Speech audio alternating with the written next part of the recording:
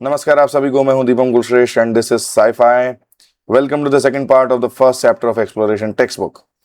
अब हम रिज्यूम करेंगे हमारे फर्स्ट चैप्टर की स्टडी वहीं जहां से हमने छोड़ी थी। तो चलिए बिना कुछ डिले करे चलते हैं हमारे स्टडी स्क्रीन पर एंड स्टार्ट करते हैं वापस से हमारी स्टडी। तो ये है हमारी स्टडी स्क्रीन एंड यहाँ पर जहाँ पे हमने छोड़ा था वो एक छोटा सा एग्जाम्पल मेरा दिया हुआ है। अब मैं आपका जो जो ध्यान है वो खींचना चाहूंगा इस पैराग्राफ की तरफ।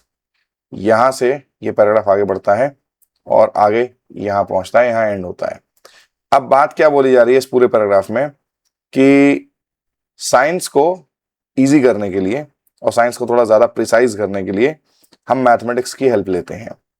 ऑलराइट, और ज़्यादा क्लियरली और अच्छे से उनको टेस्ट करने के लिए, किसको, क्वांटिटीज़ के जो बीच में रिलेशनशिप है उसको समझने के लिए और उसको एक्सप्रेस करने के लिए। अब ये कभी कभी हमारे लिए एक बड़े चैलेंज की तरह फील हो सकता है। मतलब मुझे कई बार ये वाली बात बच्चों ने बोली है कि सर साइंस तब तक तो बहुत अच्छी थी जब तक वो जो है उसमें मैथ नहीं था, जैसे ही साइंस में मैथ आया तब से फिर वो हमको एक बहुत बड़े चैलेंज की तरह फील होने लग गई। और ये बहुत ही नेचुरल है ऐसा सोचना, ऐसा फील होना, लेकिन ऐसा फील होना नहीं चाहिए। अगर आप मैथमेटिक्स को थोड़ा सा ठीक से समझने की कोशिश करेंगे तो उसकी वजह से आपको ये फील नहीं होगा। ऑब्वियसली इन्होंने ये बात लिखी हुई है एनसीईआरटी ने, और ये एक बहुत ही अच्छी बात है, बहुत ही बड़ी बात है कि एनसीईआरटी अब आपको ये चीज क्लियर कर रहा है। ब्लंटली आपके ऊपर कोई चीज थोपने के बजाय ये आपको एनसीईआरटी बताना पसंद कर रहा है कि भाई मैथमेटिक्स जो उसमें डाला गया है वो एक हर्डल के लिए नहीं, हर्डल बनाने के लिए नहीं, मतलब आप साइंस को ना समझ पाए इसके लिए नहीं डाला गया है। और ना ही मैथमेटिक्स इसलिए डाला गया ताकि मैथ उसमें आ गया अब आप मैथ्स में ही उलझे रहे, ऐसा नहीं है। आपको उसे क्लियरली एक्सप्लेन करने के लिए मैथमेटिक्स को ऐड किया गया है। और यहां से लेकर यहां तक में वो बात लिखी हुई है जो आपको दिखेगी कि मैथमेटिक्स एक्चुअली है क्या। जो मैंने बोला था, it is a language that helps us think more clearly about the world. Mathematics आपको दुनिया को ज्यादा क्लियरली समझने में हेल्प करता है। तो मैथमेटिक्स में जो हम यूज करते हैं, मैथमेटिक्स का साइंस में, उसमें जनरली हम जो चीजें यूज करते हैं वो मेनली एक टर्म बार बार आएगी, इक्वेशन। हम इसका यूज करते हैं। इक्वेशन का सिंपली मतलब है एक ऐसा मैथमेटिकल एक्सप्रेशन जिसमें बीच में इक्वल साइन लगा। मैं टेक्निकल डेफिनेशन नहीं बोल रहा हूं, लेकिन इक्वेशन मीन्स जिसमें इक्वल साइन लगा है, इधर कुछ है इधर कुछ है।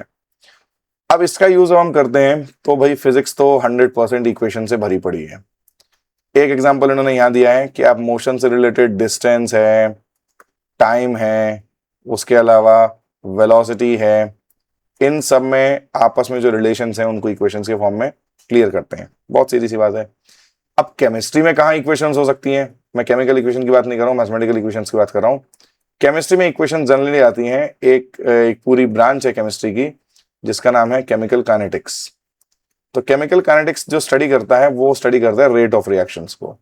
ये आपको 12th क्लास में पढ़ने को मिलेगा अगर आप 12th क्लास तक साइंस को अपने साथ कंटिन्यू करवाते हैं। तो एक रेट ऑफ रिएक्शंस नाम का टॉपिक होता है, उसमें आप केमिकल काइनेटिक्स में पढ़ते हैं। वो मैथमेटिकल एनालिसिस है केमिकल इक्वेशंस का। इससे हमको बड़े ही यूजफुल आंसर्स मिलते हैं। कोई रिएक्शन कितनी स्पीड से होगी, उस रिएक्शन को करवाना सेफ है भी कि नहीं है, उस रिएक्शन को करवाना फीजिबल है भी कि नहीं है। अब कुछ रिएक्शंस ऐसी होती हैं जो इतनी स्लो होती हैं कि भाई उनको आप करा ही नहीं पाएंगे। कुछ रिएक्शंस ऐसी होती हैं जो इतनी फास्ट होती हैं कि वो एक्सप्लोसिव रिएक्शन होंगी, तो वो सेफ नहीं है।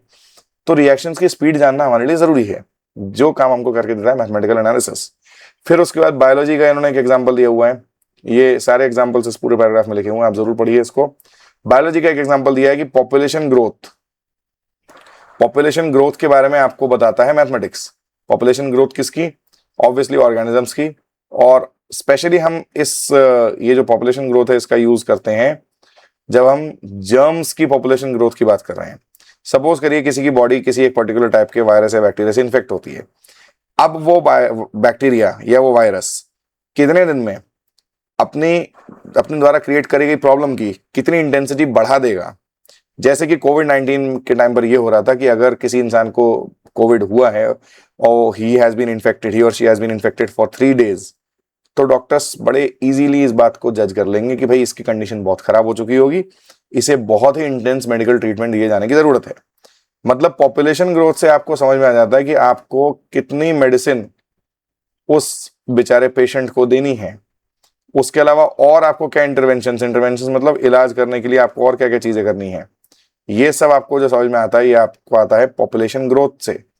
एक टाइप का इन्फेक्शन बहुत स्लोली ग्रो होता है, तो ठीक है, डॉक्टर भी उसमें थोड़े से केयरफुल रहेंगे, ठीक है भाई कोई बात नहीं, इसको तो आराम से हम देख लेंगे।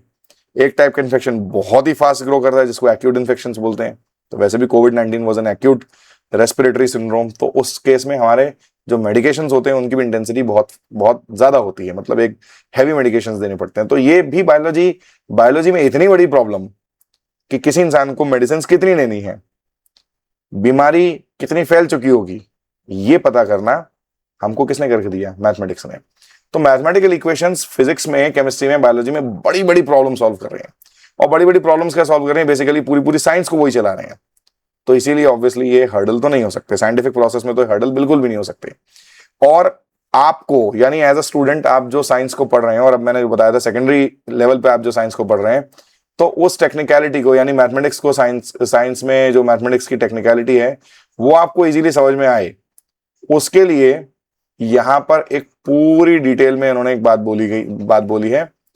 ऑल दो हम उस बात पे बाद में फोकस करेंगे, लेकिन अभी मैं थोड़ा सा बता देता हूं, ये लर्निंग टू यूज मैथमेटिक्स यहां से लेकर एक्सप्लोरेशन ऑफ साइंस, ये जो पूरा पूरा पैराग्राफ है, इसमें वो आपको ये बताने की कोशिश कर रहे हैं कि आप अगर मैथमेटिक्स को एक फ्रेंडली वे में, अपने आप खुद के लिए एक फ्रेंडली वे में अगर आप स्टडी करेंगे, तो आपको वो एक प्रॉब्लम की तरह नहीं फील होगा, एक बहुत ही यूजफुल टूल की तरह फील होगा। इस टॉपिक पर मैंने एक पूरी पूरी वीडियो बनाई है, जो भी आपको यहां पर दिख जाएगी, उसकी लिंक आप उस टॉपिक को देख सकते हैं, उस वीडियो को देख सकते हैं।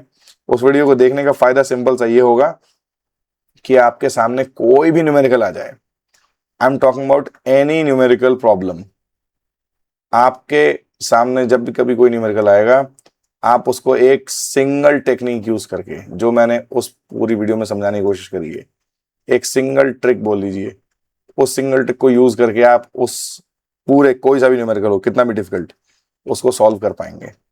तो मेरी वो वीडियो आप प्लीज जरूर देखिए, और इस बारे में इसी चैप्टर में थोड़ी सी और डिटेल आएगी आगे, वो मैं आपको बताऊंगा। लेकिन एक जो बात छोटी सी इन्होंने यहां पर बोली है, ये यहां से इफ यू से, वो एक बात ये बोली कि अगर आप सिचुएशन को पहले समझने की कोशिश करेंगे जिसकी आप बात कर रहे हैं, उसको समझने की कोशिश करेंगे, और उसमें जो क्वांटिटीज इन्वॉल्व होंगी उसके बारे में अपनी एक अंडरस्टैंडिंग डेवलप करने की कोशिश करेंगे, तो आपको मैथमेटिक्स एक ऑब्स्टेकल की तरह फील नहीं होगा, एक बहुत ही हेल्पफुल गाइड की तरह फील होगा साइंस को एक्सप्लोर करने में। तो बात क्या बोली है, मैथमेटिक्स एक बहुत ही यूजफुल टूल है, नो डाउट है, वही बात उन्होंने पैराग्राफ में एस्टेब्लिश करने की कोशिश करी है। अब आगे बढ़ने से पहले मैं जरा आपको जो क्वेश्चन मैंने आपसे पिछले पार्ट में पूछा था कि भाई हमने जो वो प्लैनेट मैंने बताया था 49 लाइट ईयर्स दूर, 49 लाइट ईयर्स दूर हमसे एक प्लैनेट है, हमने उसके एटमॉस्फेयर में जो गैसेस ऑब्जर्व करी उससे हम बोल रहे हैं कि भाई उस प्लैनेट पे लाइफ पॉसिबल है। अब ये हमने यहां से बैठे बैठे कैसे डिस्कवर कर लिया, ये मैंने आपसे पूछा था। तो इसका आंसर हमको हमारे मेघनाथ साहा जी ने पहले ही दे दिया है। उन्होंने क्या कहा, उन्होंने बोला कि जो लाइट है जो स्टार से आ रही है, उसको समझने के लिए उन्होंने सिर्फ एक चीज मानी कि जो हमारा एक स्टार है वो एक हॉट गैस का क्लाउड है, वो एक हॉट गैस है, या पूरा पूरा मैटर जो है स्टार के अंदर वो एक हॉट गैस है। तो उस हॉट गैस से आने वाली जो लाइट है उसको स्टडी करने के लिए हमने मतलब यानी मेघनाथ साहा जी ने जो एक टेक्निक डेवलप करी वो सिर्फ इतनी थी कि भाई उस लाइट को एक स्पेशल एक टेक्निक बोलूं या फिर मैं एक पूरी पूरी साइंस बोलूं, एक साइंस होती है ये स्पेक्ट्रोस्कोपी, यानी कि उस लाइट से उस स्टार से जो लाइट आ रही है उसकी spectroscopic study. Spectroscopic study means उससे जो लाइट आ रही है उसमें वो लाइट किसके द्वारा प्रोड्यूस करी गई हो सकती है, ये पता करने की कोशिश। What has produced a particular light, ये होती है स्पेक्ट्रोस्कोपी। व्हाट हैज प्रोड्यूस मतलब किस चीज की वजह से वो पर्टिकुलर लाइट प्रोड्यूस हुई हो सकती है, ये पता करने की कोशिश जो होती है वो स्पेक्ट्रोस्कोपी में होती है। ऑलराइट, तो ये एनालिसिस जब हम कभी किसी भी हेवनली बॉडी का जो कि लाइट एमिट कर रही है उसका करते हैं, उससे हमें समझ में आ जाता है कि उसके एटमॉस्फेयर में क्या क्या है।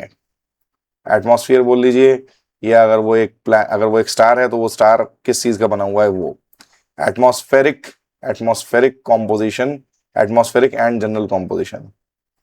तो बात ये होती है कि ये एक जो स्टडी है स्पेक्ट्रोस्कोपिक स्टडी, उससे समझ में आ जाता है।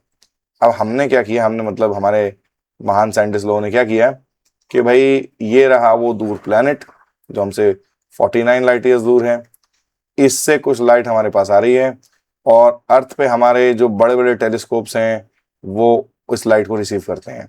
इस लाइट को रिसीव करने के बाद हम उसकी कराते हैं स्पेक्ट्रोस्कोपिक स्टडी। स्पेक्ट्रोस्कोपिक स्टडी हम उसकी करवाते हैं और हमें समझ में आ जाता है कि वो जो प्लैनेट है उसके एटमॉस्फेयर में कौन सी गैसेस रही होंगी जिन्होंने वो लाइट हमको भेजी है, जिन्होंने वो लाइट एमिट करी है। इससे हमें समझ में आ गया कि वो जो गैसेस हैं वो तभी हो सकती हैं जब वहां पर कुछ सर्टेन टाइप के मॉलिक्यूल्स अवेलेबल हों, और अर्थ पे भी क्योंकि वो मॉलिक्यूल्स थे जिसकी वजह से अर्थ पे लाइफ पॉसिबल हो पाई। तो हमारा ये एक एक अंदाजा है, एक एक हमने एक गेस किया हुआ है कि वहां पर लाइफ पॉसिबल है, हो सकती है कि नहीं वो टाइम के साथ समझ में आएगा, लेकिन हो सकती है, ये बात क्लियर हो गई। एंड आपको पता है 49 लाइट ईयर्स का मतलब क्या है? ये बहुत ही इंपॉर्टेंट बात है। 49 लाइट ईयर्स मतलब ये कि इस प्लैनेट पर पहुंचना एक्चुअली में पॉसिबल है। अगर हम बहुत फास्ट एक कोई स्पेसशिप बनाए, मे बी 60-70 ईयर्स में वो यहाँ पहुंच जाए, यानी कि 2 जनरेशन कम से कम उस स्पेसशिप के अंदर ही अपना पूरा जीवन बिताएंगे, तब थर्ड जनरेशन को उस प्लैनेट पे लैंड करने का मौका मिलेगा। एनीवेज, तो आगे बढ़ते हैं हम, और अब हम जरा thinking out of the box करने वाले हैं। क्योंकि अगर आप ध्यान दें तो मैंने बोला कि ये बुक बहुत ही मीनिंगफुल है, तो यहाँ अगर आप ये बॉक्स देखेंगे तो आपको इस बॉक्स में समझ में आ जाएगा कि एक क्वेश्चन मार्क बना है, यानी कि you are thinking, and arrows बाहर की तरफ पॉइंट करें means you are actually trying to get out of the box. So you are thinking out of the box. तो मैं आपको एक छोटा सा एक पूरा केस समझाने की कोशिश करता हूँ कि एक्चुअली ये केस है क्या। तो एक एक एरोप्लेन है, एक एरोप्लेन है जो कि हवा में उड़ रहा है, और उसमें मिड फ्लाइट यानी कि उड़ान जब उसकी चल रही है, तभी जो पायलट है उसको पता चलता है कि mid flight fuel outage, outage मतलब फ्यूल जो है वो खत्म हो चुका है। अब ये एक भयंकर समस्या है। भयंकर क्यों बोल रहा हूं?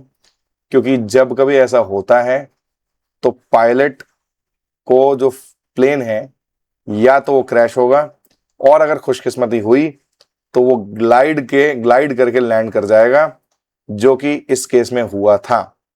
क्या लिखा हुआ है? Luckily the plane could glide to an emergency landing which damage the aircraft though there were no casualties. Means mid flight fuel outage के बावजूद भी हमारे जो इस प्लेन को उड़ाने वाले पायलट जो थे, उन्होंने किसी की भी जान जाने से बचा ली। कैसे बचा ली? अपनी बेहतरीन ट्रेनिंग यूज करी, और ये जो फ्लाइट थी, ये जो प्लेन था, इसको उन्होंने ग्लाइड करके सेफ लैंडिंग करवा दी, इमरजेंसी लैंडिंग करवा दी। अब लेकिन बात ये आती है, ठीक है भाई इमरजेंसी लैंडिंग हो गई, अंत भला तो सब भला, वो सब कुछ ठीक है, लेकिन दोबारा ऐसी प्रॉब्लम ना हो इसको स्टडी किया जाता है। इसीलिए ये स्टडी किया गया कि भाई ये प्लेन जब जमीन पे खड़ा होगा तो भाई हमको ये पता था कि उसको उड़ना कितना है, यानी हमको ये पता था कि वो कितनी दूर तक जाने वाला है। तो फ्लाइट डिस्टेंस आपके लिए आपको क्लियरली बताया गया था। ठीक है भाई, अब फ्लाइट डिस्टेंस बताया गया था, तो फ्लाइट डिस्टेंस के साथ प्रोपोर्शनैलिटी में फ्यूल कितना होना चाहिए, ये भी भाई बहुत इजी टू कैलकुलेट है, ये भी पता था। जब ये पता है और ये पता है, यानी फ्लाइट डिस्टेंस यानी फ्लाइट उड़ना कितना है ये पता है, तो फ्यूल कितना डालना है ये भी पता है। तो फ्यूल डाला कितना, मतलब फिर तो बात ये होगा कि भाई फ्यूल तो डालना चाहिए था पूरी तरीके से। मिड फ्लाइट फ्यूल आउटेज हुई कैसे, फ्यूल खत्म हुआ कैसे? तो एक बात यहां आती है कि जो फ्लाइट के जो टैंक की कैपेसिटी है, यानी कि जो फ्यूल टैंक की जो कैपेसिटी है, वो थी जो भी एक पर्टिकुलर कैपेसिटी रही होगी, मतलब सपोज करिए एक्स लीटर समझ लीजिए। ठीक है, तो एक्स लीटर जो है उस टैंक की कैपेसिटी है, उसको भरने के लिए सॉरी, एक्स लीटर जो टैंक की कैपेसिटी है उसको भरने के लिए हमको फ्यूल चाहिए, और फ्यूल को हमने जो मेजर किया है वो केजी मेजर किया है। तो जब हम फ्यूल भर रहे हैं तो हमको पता है हम कितने केजीज दे रहे हैं। सपोज करिए भाई जो फ्यूल जिस पाइप में से होके आ रहा है उसमें जो फ्यूल निकालने वाला मीटर लगा हुआ है, जैसा कि पेट्रोल पंप्स पे आप देखते हैं, तो वो बता रहा है कि भाई कितने केजी फ्यूल जा रहा है। भरना आपको लीटर में है, तो भाई आपको पता है मास और आपको पता है वॉल्यूम। तो यहां पर इन दोनों जो क्वांटिटीज हैं उनको लिंक करने वाला जो एक कॉमन जो एक फैक्टर है वो है डेंसिटी।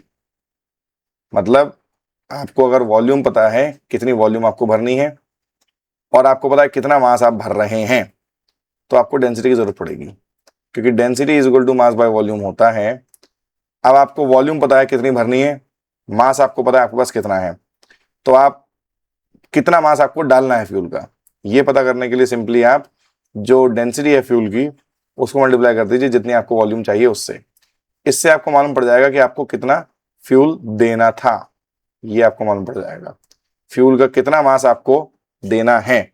यानी कि सपोज कीजिए जैसे x लीटर फ्यूल आपको भरना है, तो उसके लिए आपको 50 kg मास का फ्यूल देना है। ऑब्वियसली 50 से तो बहुत ज्यादा होगा। ये जो सिंपल कैलकुलेशन है एक मल्टीप्लिकेशन, उससे आपको आंसर मिल जाता है कि भाई इसमें फ्यूल कितना भरा जाना चाहिए था।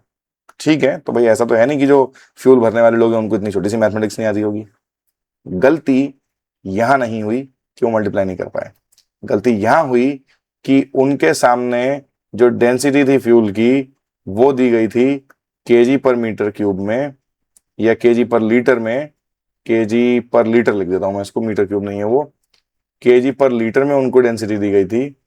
और उन्हें लगा कि जो इसके बजाय ये उनको दिया गया था, ये उनको पता होना चाहिए था, इसके बजाय उनको लगा कि जो डेंसिटी दी गई है वो लैब्स पर लीटर में दी गई है, यानी कि पाउंड्स पर लीटर में। तो मतलब हुआ ये कि जब वो फ्यूल टैंक भरने गए तो उनको भरना चाहिए था केजी पर लीटर के अकॉर्डिंग, यानी कि जो मास उन्होंने भरा उतने केजी उनको फ्यूल देना चाहिए था। दिया उन्होंने कितना, उतने पाउंड्स। अब ये तो ठीक है, कोई बात नहीं, इसमें क्या फर्क पड़ रहा है। फर्क ये पड़ रहा है कि जो 1 पाउंड है उसमें होते हैं 450 ग्राम्स और जो 1 केजी है उसमें होते हैं 1000 ग्राम्स। तो उनको भरना था इसके मल्टीपल्स में फ्यूल, भरा उन्होंने इसके मल्टीपल्स में। तो मतलब ये हुआ कि जितना फ्यूल दिया जाना चाहिए था उससे बहुत कम फ्यूल दिया गया। तो कितना कम दिया गया, जो फ्लाइट का टैंक है उसमें लगभग 15,000 लीटर्स और फ्यूल आने की जगह बची थी। इतना कम फ्यूल दिया गया था उस प्लेन को। अब ये तो बहुत ही भयंकर मतलब गलती हुई। ये तो मतलब उसमें कम से कम 200-300 लोग होंगे, उनकी सबकी जान पर बनाई। तो ऐसा हुआ कैसे, ऐसा ऐसा कैसे हो गया। ये सारा खेल है यहां पर पाउंड और केजी में। सिर्फ इस चीज की मिसकैलकुलेशन की वजह से इतने सारे लोगों की जान खतरे में पड़ गई, जो कि बहुत बड़ा एक गुड लक की बात है कि वो बच गई। मतलब उन सब लोगों की जान बच गई, ये बहुत बड़े गुड लक की बात है। तो अब ये जो सारा खेल है केजी और पाउंड का, जरा इसको समझने की कोशिश करते हैं। और समझने की जो हम कोशिश करेंगे वो ऐसे करेंगे कि हम एक वर्ड को समझेंगे, यूनिट को। यूनिट बेसिकली आपको बताता क्या है, unit is one, one, one of, क्या वन, वन ऑफ एनीथिंग। आप इसको समझने की जरा कोशिश करिए। आप घर जाते हैं, घर पे आप मम्मी से बोलते हैं मुझे बहुत भूख लग रही है। आप गए घर, आपने मम्मी से बोला मम्मी मुझे भूख लगी है। तो मम्मी ने बोला कितने दूं, कितने दूं, बस उन्होंने इतना पूछा कितना। उन्होंने क्या पूछा, how much, how much you want. ठीक है, आपने आंसर दिया 5, 5। उन्होंने आपके सामने 5 चावल के दाने रख दिए, क्या आपकी भूख मिटेगी? ऑब्वियसली नॉट भाई। अगर आपके 5 चावल के दाने से भूख मिट जाती है इससे बढ़िया तो कुछ हो नहीं सकता, लेकिन ये तो पॉसिबल है नहीं। तो पहली गलती क्या हुई कि उन्होंने नहीं पूछा कि क्या चाहिए। हाउ मच की बात तो हो गई, यानी एक न्यूमेरिकल वैल्यू की तो बात हो गई, 5 आपको मिल गया, लेकिन व्हाट की बात नहीं हुई। 5 क्या, अगर आप पहले अगर वो पूछ लेती कितनी रोटी दूं, तो आपको क्या मिल गया, एक रोटी। This is one roti, one roti. और मैंने क्या बोला, वन ऑफ एनीथिंग, यानी ये जो है ये एक यूनिट हो गई, ये एक यूनिट हो गई।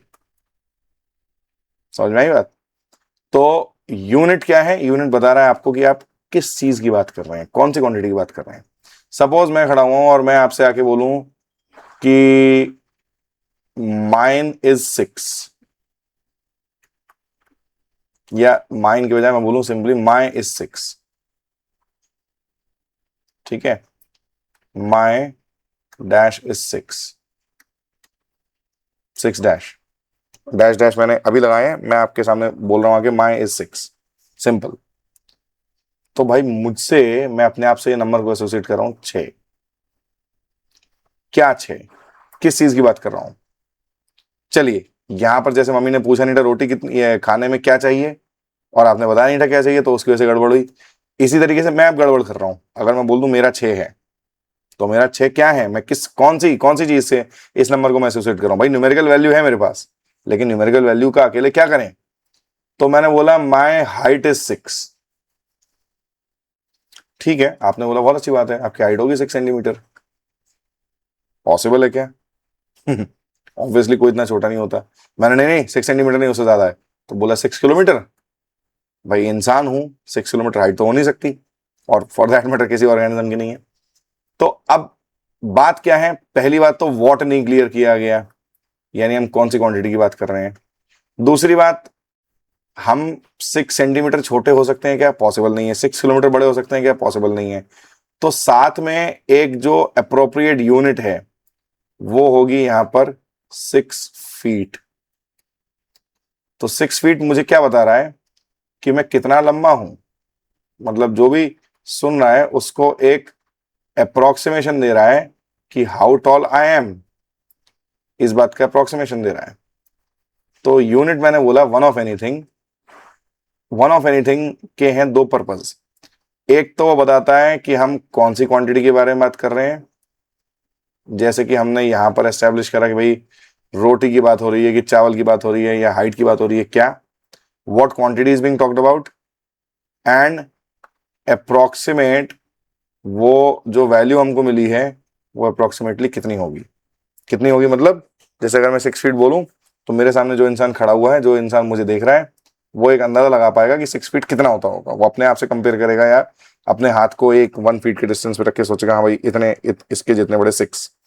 तो मतलब क्या हुआ, एक अप्रोक्सीमेशन भी दे रहा है यूनिट, और आपको ये भी बता रहा है कि किस क्वांटिटी की आप बात कर रहे हैं।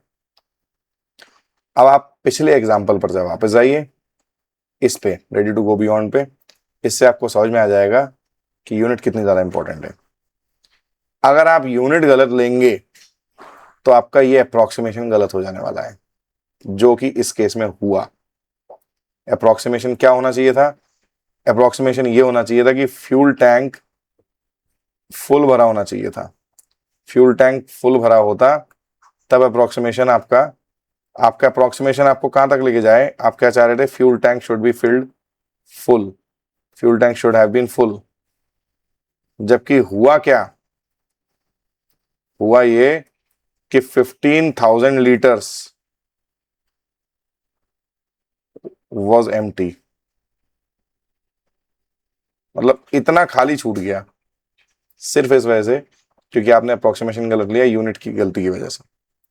कौन सी क्वांटिटी की बात कर रहे थे? हमको पता था हमें कितने केजी फ्यूल देना, हमें क्वांटिटी क्या थी ये तो हमको पता था, लेकिन हमारा अप्रोक्सीमेशन गलत हो गया। इसकी वजह से फ्यूल में इतनी बड़ी प्रॉब्लम आ गई, मतलब इतने सारे लोगों की जान के ऊपर बनाई, जान जान उनकी खतरे में पड़ गई। तो ऑब्वियसली ऐसा नहीं होना चाहिए, और ऐसा नहीं होगा अगर हम सही यूनिट की चॉइस करेंगे तो। अब आपको समझ में आया होगा यूनिट की चॉइस इतनी ज्यादा एक्सेस में इंपॉर्टेंट क्यों है। ऑलराइट, इन्होंने आपको एक क्लियर सीधे सीधे एग्जांपल दे दिया। तो अब बात क्या आती है, इसके आगे बढ़ते हैं जरा। अब अभी तो ये जो एग्जांपल था ये एक बहुत ही far fetched example, far fetched मतलब बहुत ही दूर की बात थी भाई, ठीक है। प्लेन में जनरली ऐसा नहीं होता है। एक तो बहुत बड़े मतलब क्या बोलेंगे उसको, एक बहुत बड़े मिस फॉर्च्यून की बात थी कि गलती से किसी ने ऐसा समझ लिया कि भाई वो पाउंड पर लीटर में है या केजी पर लीटर में, वो कंफ्यूजन हो गया, जिसकी वजह से फ्यूल जो है वो गलत भर गया। लेकिन ऐसा होता तो ज्यादा नहीं है।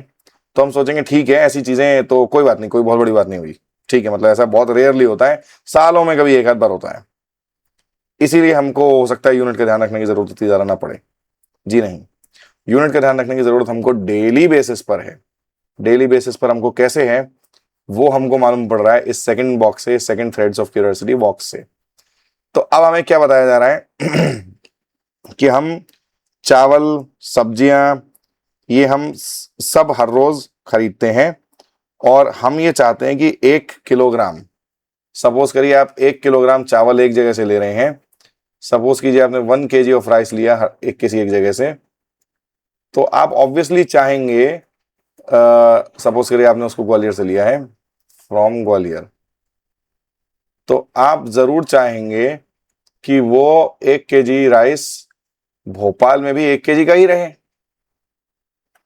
भाई सीधी सी बात है, हम ऐसा थोड़ी कर सकते कि भाई 1 kg राइस ग्वालियर से लिया और भोपाल लेके गए तो 800 ग्राम रह गया, ये तो हम नहीं चाहेंगे। सपोज आप ग्वालियर से राइस ट्रांसपोर्ट करके भोपाल लेके जा रहे हैं, ऑब्वियसली वो 1 kg का ही रहना चाहिए। अब ये अगर आपने चावल के दाने बाहर नहीं गिरने दिए तो 1 kg से कम तो होगा नहीं, लेकिन मान लीजिए कि अगर आपका मेजरमेंट जो आपने भोपाल में लिया, वो जो इंस्ट्रूमेंट था उसमें 1 kg की जो वैल्यू थी वो थोड़ी कम थी, मतलब ये कि मैंने वेट पहले ग्वालियर में किया तो मुझे 1 kg मिला, लेकिन जब मैं भोपाल लेके गया तो मुझे 800 ग्राम मिला। तो ये जो सिचुएशन होगी ये तब होगी जब इसमें क्या बोलते हैं, जो आपका इंस्ट्रूमेंट है जो आप मेजर कर रहा है उसमें कोई ना कोई गलती होगी। इसके अलावा हम जो सब्जी वाले से सब्जी लेते हैं, सब्जी वाला क्या करता है, जो एक तराजू उसके पास होता है जिसको हम बीम बैलेंस बोलते हैं, उसमें एक साइड वो वेट रख देता है और दूसरी साइड जो हमको चाहिए वो रख देता है। अब ये जो 1 kg का वेट उसने यूज किया है, सपोज कीजिए वो 1 kg के वेट की जगह एक कोई दूसरा वेट यूज कर ले, तो इससे क्या होगा, या तो सब्जी आपको ज्यादा मिल रही है जिसमें उसका नुकसान है, या आपको सब्जी मिल रही है कम जिसमें कि आपका नुकसान है। तो दोनों ही केसेस में लॉस है। लॉस किसका, किसी ना किसी का लॉस है। क्यों है, कब है लॉस, जब यूनिट स्टैंडर्डाइज नहीं है, यानी कि यहां पर जो यूनिट इस्तेमाल करी जा रही है वो स्टैंडर्ड यूनिट नहीं है जितनी होनी चाहिए थी। सेम आपने जो इस इंस्ट्रूमेंट से ये जो मेजरमेंट किया वो स्टैंडर्डाइज इंस्ट्रूमेंट नहीं था, वो यूनिट को समझ ही नहीं पाया। अब 1 kg के बजाय अगर जो जो वेजिटेबल सेलर है, जो सब्जी बेचने वाला व्यक्ति है, वो अगर उसके बजाय एक 1.25 kg का स्टोन रख के बैठा हुआ है और उसको लग रहा है भाई मैं तो 1 kg सब्जी तोल के दे रहा हूं सबको, तो ऑब्वियसली उसका काफी बड़ा लॉस हो रहा है। तो यूनिट को स्टैंडर्डाइज होना चाहिए, या unit should be a standard, जो यूनिट है वो यूनिवर्सल स्टैंडर्ड होना चाहिए, तभी कहीं जाके यूनिवर्सल या इंटरनेशनल स्टैंडर्ड होना चाहिए, तभी कहीं जाके ये वाला जो कंफ्यूजन है ये दूर होगा। कौन सा कंफ्यूजन, कि भाई आपने जो मेजरमेंट्स किए हैं वो सही हैं या गलत हैं। तो खुशकिस्मती की बात यह है कि जो हमारे साइंटिफिक रिजल्ट्स से जो स्टैंडर्ड यूनिट्स बनी उनको सभी देशों ने एक्सेप्ट कर लिया। तो ये वाली बात यहाँ पे लिखी भी हुई है कि भाई thankfully measurements are based on agreed international standards, not local objects और ओपिनियंस। आसपास पत्थर पड़ा है उसको उठा लिया, या मैंने मान लिया कि भैया ये पत्थर इतने केजी का है हम तो इसी से सब्जी मेजर करेंगे, ये हो गया लोकल ओपिनियन, और आसपास कोई पत्थर बड़ा उठा लिया, ये हो गया लोकल ऑब्जेक्ट। तो इस पर बेस्ड नहीं है हमारा मेजरमेंट, हमारा मेजरमेंट है स्टैंडर्ड यूनिट्स पर बेस्ड, और ये जो स्टैंडर्ड यूनिट्स है हमको साइंटिफिक रिजल्ट से मिली हैं, और इसकी वजह से ही पूरी डेली रूटीन लाइफ में हम फेयरनेस, डेली लाइफ में और ट्रेड में फेयरनेस एक्सपेक्ट कर सकते हैं। तो ये एक बहुत ही इंपॉर्टेंट चीज है। मतलब ये तो मैंने अभी राइस की बात करी, सब्जी की बात करी, इमेजिन करिए गोल्ड, आप परचेज करें 1 kg गोल्ड, बहुत अगर अमीर आप हैं तो, और आपको जो शॉपकीपर है वो दे के अगर उसने 999 ग्राम भी आपको दिया है तो भी उसने आपका लॉस करवाया है। 1 ग्राम गोल्ड की भी कीमत काफी ज्यादा है अभी आज की डेट में, I don't know the exact number, लेकिन काफी ज्यादा कीमत है। अब उसने 1 ग्राम गोल्ड की कीमत आपसे एक्स्ट्रा ले ली और 1 ग्राम गोल्ड आपको कम दिया, वो भी आपके लिए एक बहुत बड़े लॉस की बात हुई। तो इसीलिए यूनिट हमेशा स्टैंडर्ड रहनी चाहिए। अब इसके बाद जो एक बात आती है वो ये आती है कि यहां पर हम इतनी देर से कुछ क्वांटिटीज के नाम ले रहे हैं, इतनी देर से कुछ क्वांटिटीज के हम नाम ले रहे हैं, उसके अलावा कुछ प्रोसेसेस के नाम मैंने बोले, भाई जैसे मैंने बोला मेजरमेंट हो गया या फिर कैलकुलेशन हो गया, ये प्रोसेसेस के नाम हमने बोले। फिर एक वर्ड मैंने बोला यूनिट, उसके बाद फिर चलिए अभी इतना ही मान के चलते हैं, हमने कुछ क्वांटिटीज के नाम लिए, हमने प्रोसेसेस के नाम लिए, हमने यूनिट की, अच्छा फिर हमने साइंटिफिक फील्ड या डोमेन्स ऑफ साइंस की बात करी। बायोलॉजी, फिजिक्स, केमिस्ट्री, उसके अलावा जो मैंने स्पेक्ट्रोस्कोपी बोला था वो डोमेन्स ऑफ साइंस की हमने बात करी, और फिर हमने वही वाली बात है, क्वांटिटीज जो कैपेसिटी वगैरह थी वो सब क्वांटिटीज में आती हैं। तो ये जो वर्ड्स है ना, इन सभी वर्ड्स के बहुत ही स्पेसिफिक, स्पेसिफिक यानी कि यूनिक, एक वर्ड का मीनिंग एक ही है, एक वर्ड को दो अलग अलग तरीकों से यूज नहीं किया जाएगा। स्पेसिफिक साइंटिफिक मीनिंग्स हैं, साइंटिफिक मीनिंग्स हैं हर एक वर्ड के, और उनके मीनिंग्स हैं और उनके यूजेज है। मतलब आप किसी भी टर्म को, किसी भी वर्ड को कहीं भी कैसे भी यूज कर लें, ये पॉसिबल नहीं है और ये अलाउड भी नहीं है। तो ऐसा ना हो, इसीलिए साइंटिफिक मीनिंग्स और उनके यूजेज जो है फिक्स करे गए हैं, और इसीलिए ये जितने भी वर्ड्स हैं, ये और इनके अलावा और भी बहुत सारे वर्ड्स होते हैं, उनको हम साइंटिफिक टर्म्स बोलते हैं, या हम टर्म बोल रहे हैं। कौन सी टर्म?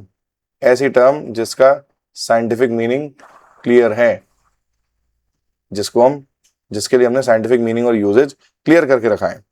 तो टर्म वर्ड का मतलब कि भाई ये टर्म साइंटिफिक टर्म है, ये टर्म साइंटिफिक टर्म नहीं है, ये हम कैसे डिसाइड करते हैं?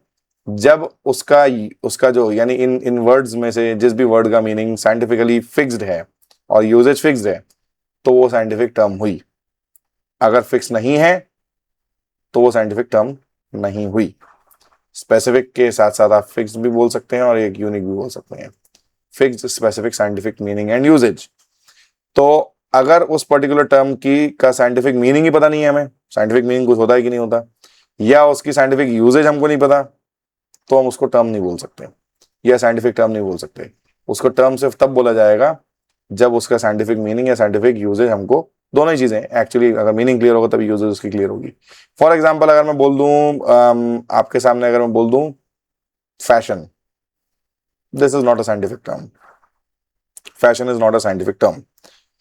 ऐसे ही डिपेंड करता है कि हम कौन से साइंस की पढ़ाई कर रहे हैं। अगर हम केमिस्ट्री की पढ़ाई कर रहे हैं तो उसकी जो टर्म्स होंगी वो डिफरेंट होंगी, उस पर्टिकुलर साइंस के अकॉर्डिंग, उस पर्टिकुलर साइंस के डोमेन के अकॉर्डिंग डिफाइंड होंगी। और अगर हम फिजिक्स की पढ़ाई कर रहे हैं तो उसकी जो साइंटिफिक टर्म्स होंगी वो उस पर्टिकुलर डोमेन के अकॉर्डिंग डिसाइडेड होंगी।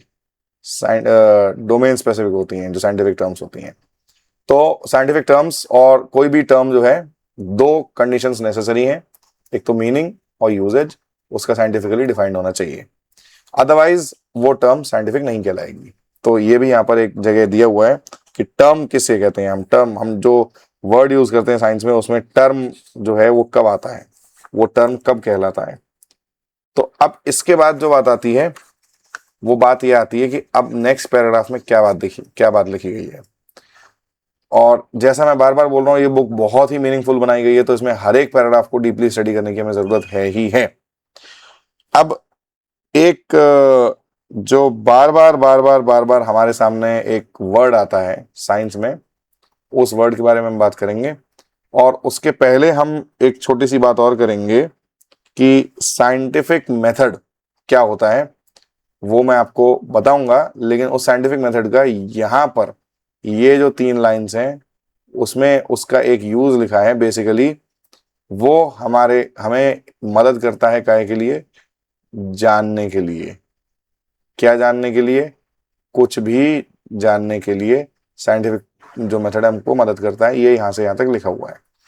अब इसके बाद बात क्या आती है? मैंने बोला कि बार बार एक वर्ड आपके सामने आएगा, स्पेशली फिजिक्स में, वो होगा ये, सॉरी स्पेलिंग गलत हो गई, वो होगा ये, law, Newton's laws, law of gravitation, laws of thermodynamics. बहुत सारे लॉज हमारे फिजिक्स में फिजिक्स को पूरा बनाकर रखते हैं। फिजिक्स मतलब फिजिक्स डिफाइन ही ज्यादातर फिजिक्स के बारे में बात जब होती है तो हम लॉज की बात करते हैं। तो अब लॉ क्या है? लॉ वर्ड का अगर मैं आपसे सिंपली मीनिंग पूछूं तो आप बोल देंगे सर लॉ का मतलब होता है रूल। बिल्कुल सही बोला आपने। ज्यादातर जो वर्ड्स होते हैं उनकी अगर आप लेमैन टर्म पे ही चले जाएंगे तो आपको बहुत सारे वर्ड्स के मीनिंग्स क्लियर हो जाएंगे। कभी कभी ऐसा होता है कि आपको साइंटिफिक टर्म का मीनिंग समझने के लिए कुछ स्पेसिफिक जो डिसाइडेड जो मीनिंग है उसको देखना पड़ता है, अदरवाइज ज्यादातर लेमैन जो मीनिंग है उसी से काम चल जाता है। तो अब लॉ जो है वो रूल है। अभी भी क्या समझ में आया? ये तो ट्रांसलेशन हुआ, ये तो एक वर्ड सिनोनिम बताया हमने हमने इसका मीनिंग नहीं बताया अभी अभी हमने सिनोनिम बताया। तो मीनिंग क्या है? मीनिंग ये है कि जो हमारा यूनिवर्स है वो हाईली सिमेट्रिक है। सिमेट्रिक यानी कि उसमें चीजें एक पैटर्न के अकॉर्डिंग होती हैं, चीजें पैटर्न के अकॉर्डिंग होती हैं। और जो पैटर्न वर्ड का मतलब जो है ना, पैटर्न वर्ड आप कभी ये बोल ही नहीं सकते कि किसी चीज में पैटर्न शो हो रहा है या नहीं हो रहा, अनलेस वहां पर रिपीटिशन ना हो रहा हो, चीजें रिपीट ना हो रही हो। तो बात क्या है? मैंने बोला हमारा यूनिवर्स सिमेट्रिक है, हमारा यूनिवर्स जो है सिमेट्रिक है, सिमेट्रिकली यूनिवर्स में चीजें चलती हैं, जिसकी वजह से जो भी हमारे आसपास घटनाएं हो रही हैं वो रिपीट होती हैं। रिपीट मतलब ये कि अगर एक बड़े ऑब्जेक्ट के, बहुत बड़े ऑब्जेक्ट, अर्थ जितने बड़े ऑब्जेक्ट के पास एक छोटा ऑब्जेक्ट आएगा तो बार बार, चाहे जितनी बार आए, वो उतनी बार अर्थ से अट्रैक्ट होकर अर्थ पर गिरेगा। ये हुआ रिपीटिशन। या अगर मैं कोई किसी एक ऑब्जेक्ट को इस पेन पे एक धागा बांध के यूं करके घुमाऊं और फिर इसको छोड़ दूं तो टेंजेंशियल डायरेक्शन में वो आगे बढ़ेगा। ये एक रिपीटिशन है, चाहे कभी भी ऐसा किया जाए।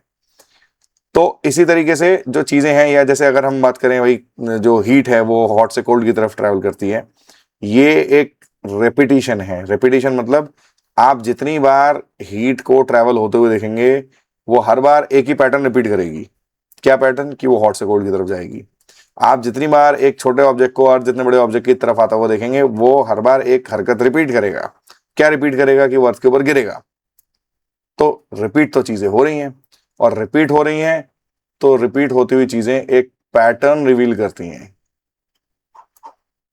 एक पैटर्न ऑफ रिपीटिशन। भाई रिपीट कैसे होगा? वो पैटर्न रिवील होता है बार बार बार बार। हम जब कोई चीज रिपीट होती है उसको जब हम रिपीट होते हुए देखते हैं तब वो एक पैटर्न रिवील हमारे सामने होता है। और ये जो पैटर्न हमको मालूम पड़ जाता है कि भाई कोई चीज किस तरीके से रिपीट हो रही है, तब हम बोलना उसको चालू कर देते हैं लॉ। फिजिकल लॉ की बात हो रही है यहाँ पर, तो फिजिकल लॉ लिख देता हूं मैं आगे। तो फिजिकल लॉ क्या चीज हुई? फिजिक्स में या नेचुरल वर्ल्ड में जो पैटर्न ऑफ रिपीटिशन है because of the universe being symmetric, इस पार्ट को अगर आप अभी नहीं भी देखें तो भी काम चल जाएगा। नेचर में जो पैटर्न है जिसके अकॉर्डिंग चीजें रिपीट होती हैं वो कहलाता है फिजिकल लॉ। सीधी सी बात। और यही बात यहां पर नीचे लिखी हुई है। A law usually describes a regular pattern observed in nature, often expressed using words or mathematical relationships. For example, Newton's laws of motion explain the jerk felt when a bus stops suddenly. तो बात क्या थी? मैंने क्या बोला? Repetition, pattern. अब pattern of repetition जो है उसको हम दोनों तरीके से एक्सप्रेस कर सकते हैं। या तो हम वर्ड्स में उसको लिख दें, भाई जो लॉ का स्टेटमेंट होता है वो होता है, और साथ में उसको हम मैथमेटिकली भी लिख सकते हैं। ऑब्वियसली मैथमेटिकली लिखना बहुत ज़्यादा ज़रूरी है, अदरवाइज हम उसको एनालाइज नहीं कर पाएंगे, मतलब बहुत सारा एनालिसिस उसका रह जाएगा। तो ये जो बात है ये आपको धीमे धीमे करके जब अपन आगे के चैप्टर्स पढ़ेंगे तब तक क्लियर होती जाएगी। बट इन्होंने एक लॉ की बहुत बेहतरीन डेफिनेशन दी है, एक ऐसी डेफिनेशन जो आपको लॉज को पढ़ने, समझने और याद रखने में बहुत हेल्प करेगी। लॉ है तो पैटर्न है, पैटर्न है तो रिपीटिशन है। और ऑब्वियसली हम किसी लॉ तक पहुंचते हैं after observing repetition. When we observe things to repeat a certain pattern, we come to a certain law.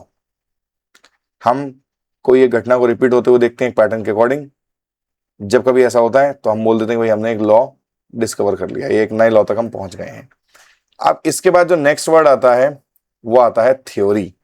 अब थ्योरी क्या चीज है? तो लॉ हमको बता रहा है वन स्पेसिफिक पैटर्न, ठीक है ना?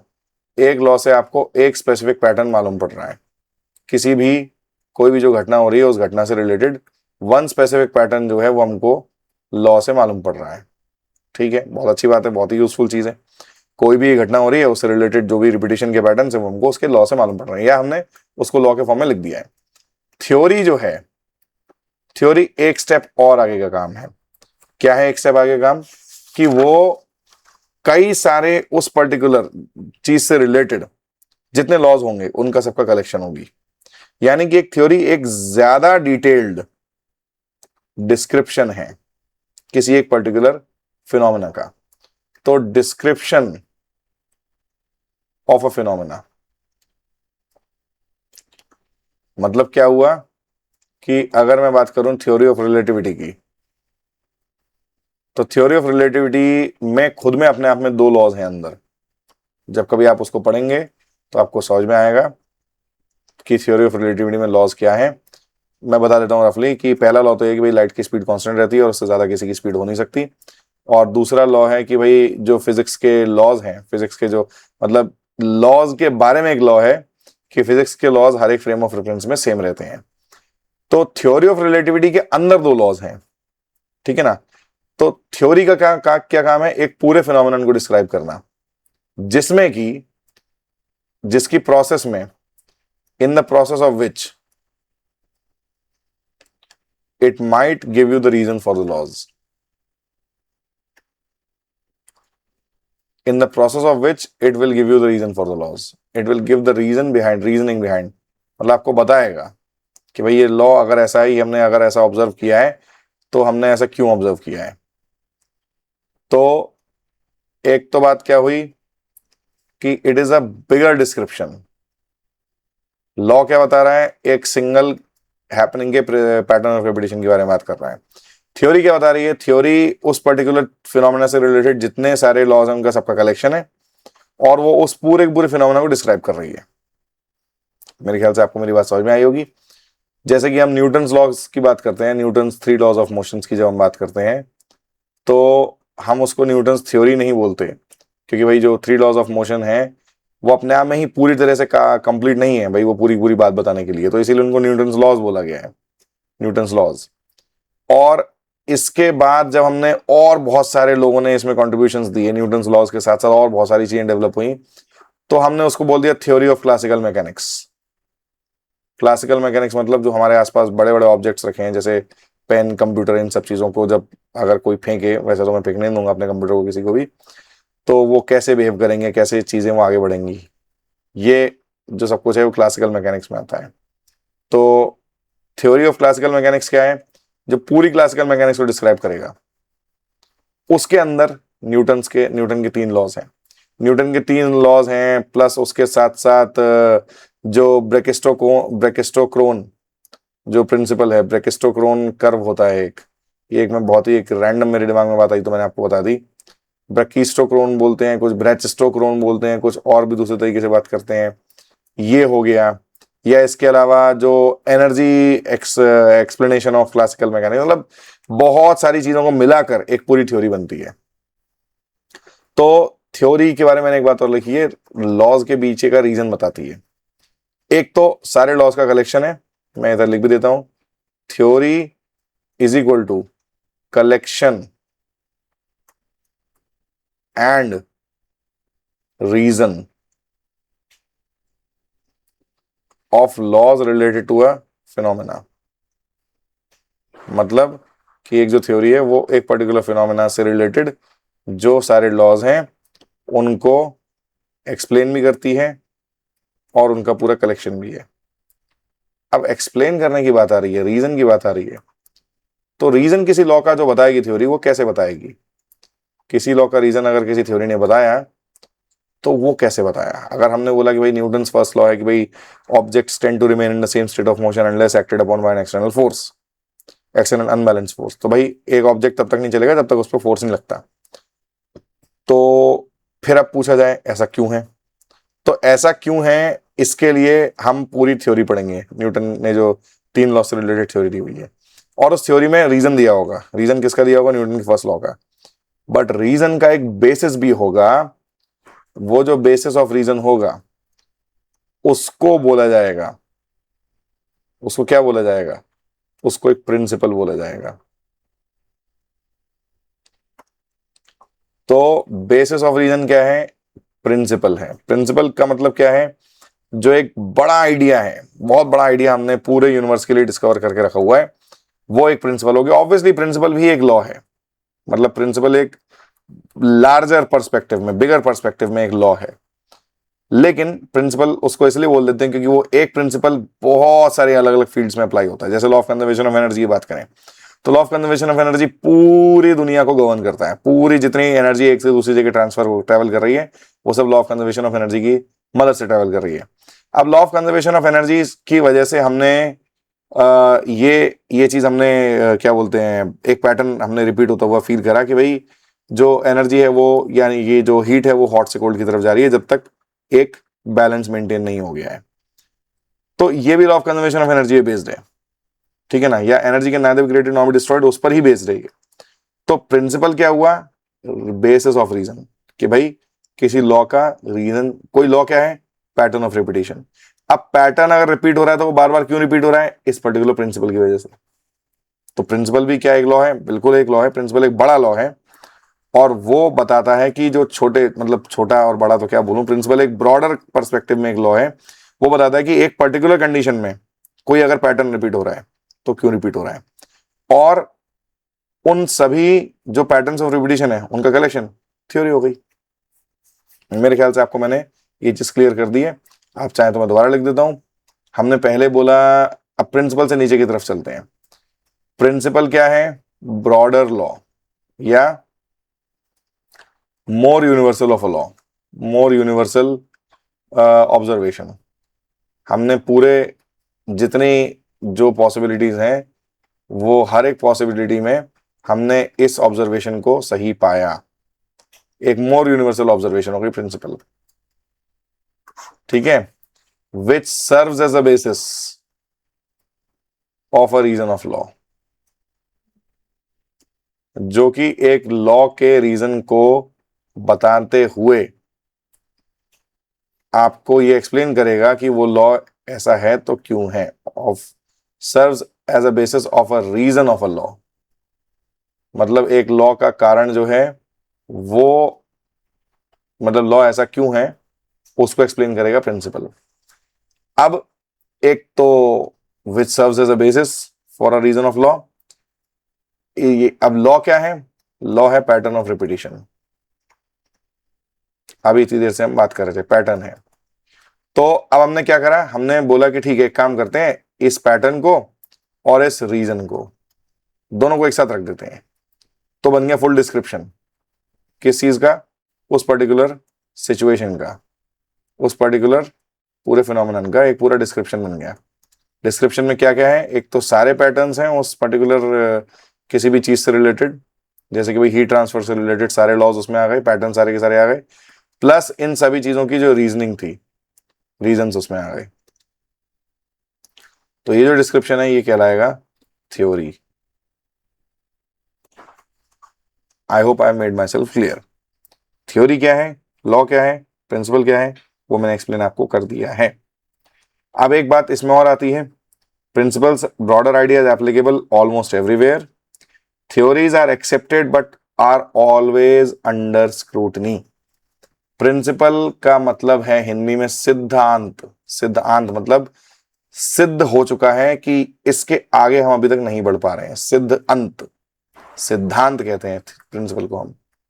हिंदी में सीधा सीधा वर्ड है इसके लिए, सिद्धांत। तो सिद्धांत मतलब ये कि अब ये अभी तक ये सिद्ध हो चुका है कि इसके आगे हम अभी नहीं जा पा रहे हैं, यहाँ पे हमारी जानकारी का अंत है, इसके आगे अभी हम नहीं जा पा रहे हैं। थ्योरी क्या है, हिंदी वर्ड तो मैं थ्योरी का नहीं बता पाऊंगा, लेकिन थ्योरी क्या है, अच्छा सिद्धांत है तो हम इसको टेस्ट करने की कोशिश नहीं करते।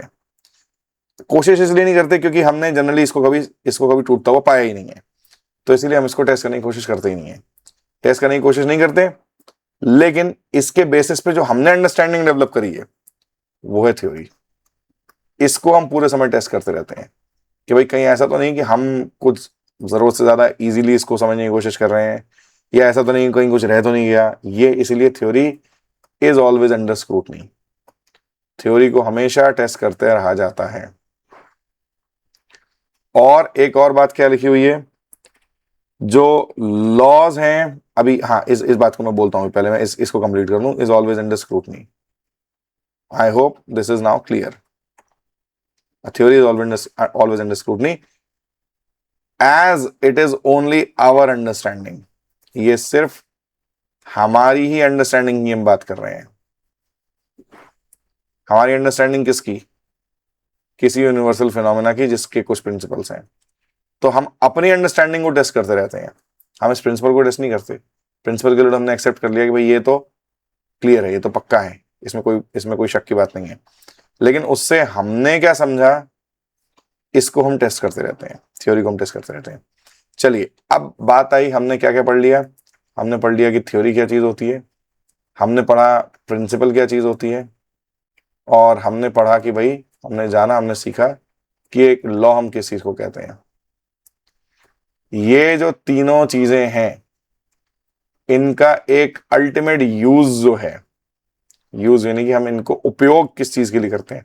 पढ़ पढ़ के छोड़ दिया, छोड़ने के लिए नहीं करेंगे, हम इन्हें यूज करते हैं फॉर मेकिंग, बोलते बोलते स्पेलिंग्स गलत हो जाती हैं, फॉर मेकिंग या फॉर डेवलपिंग प्रेडिक्शंस। प्रेडिक्शंस किस चीज से रिलेटेड? जिस पर्टिकुलर चीज से रिलेटेड ये जो तीनों चीजें हैं, जिस पर्टिकुलर चीज से रिलेटेड ये तीनों चीजें हैं, अबाउट एनी फिनोमेना, जिससे रिलेटेड ये तीनों चीजें हैं, उसी चीज से रिलेटेड हमको अगर कोई प्रेडिक्शन करना है तो हम यूज करेंगे इन तीनों चीजों का। मतलब ये हुआ कि अगर मैं जानना चाहता हूं कि एक ऑब्जेक्ट अर्थ की तरफ गिरेगा तो कितनी स्पीड से गिरेगा, ये प्रेडिक्शन में लगाना चाहता हूं, तो उस प्रेडिक्शन को एक्यूरेटली लगाने के लिए मैं उस पर्टिकुलर फिनोमेना यानी अर्थ पे ऑब्जेक्ट गिरते हुए जो होते हैं उनसे रिलेटेड जो थ्योरी है उसका यूज करूंगा। वो थ्योरी किन प्रिंसिपल से बेस्ड है उनको समझूंगा, और उन प्रिंसिपल से बेस्ड उस थ्योरी के लॉज क्या हैं उसको समझूंगा। उसके बाद मैं एक प्रिडिक्शन लगाऊंगा कि भाई अर्थ पे ऑब्जेक्ट कितनी स्पीड से गिरने वाला है।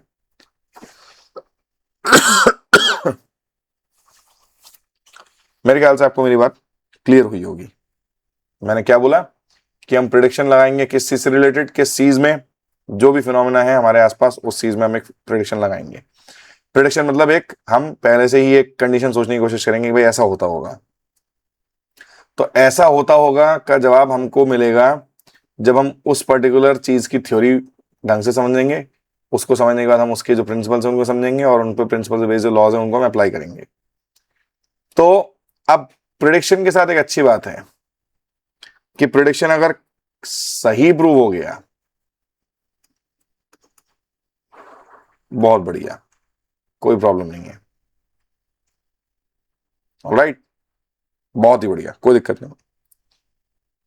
अगर प्रिडिक्शन गलत प्रूव हो गया, और भी अच्छी बात है।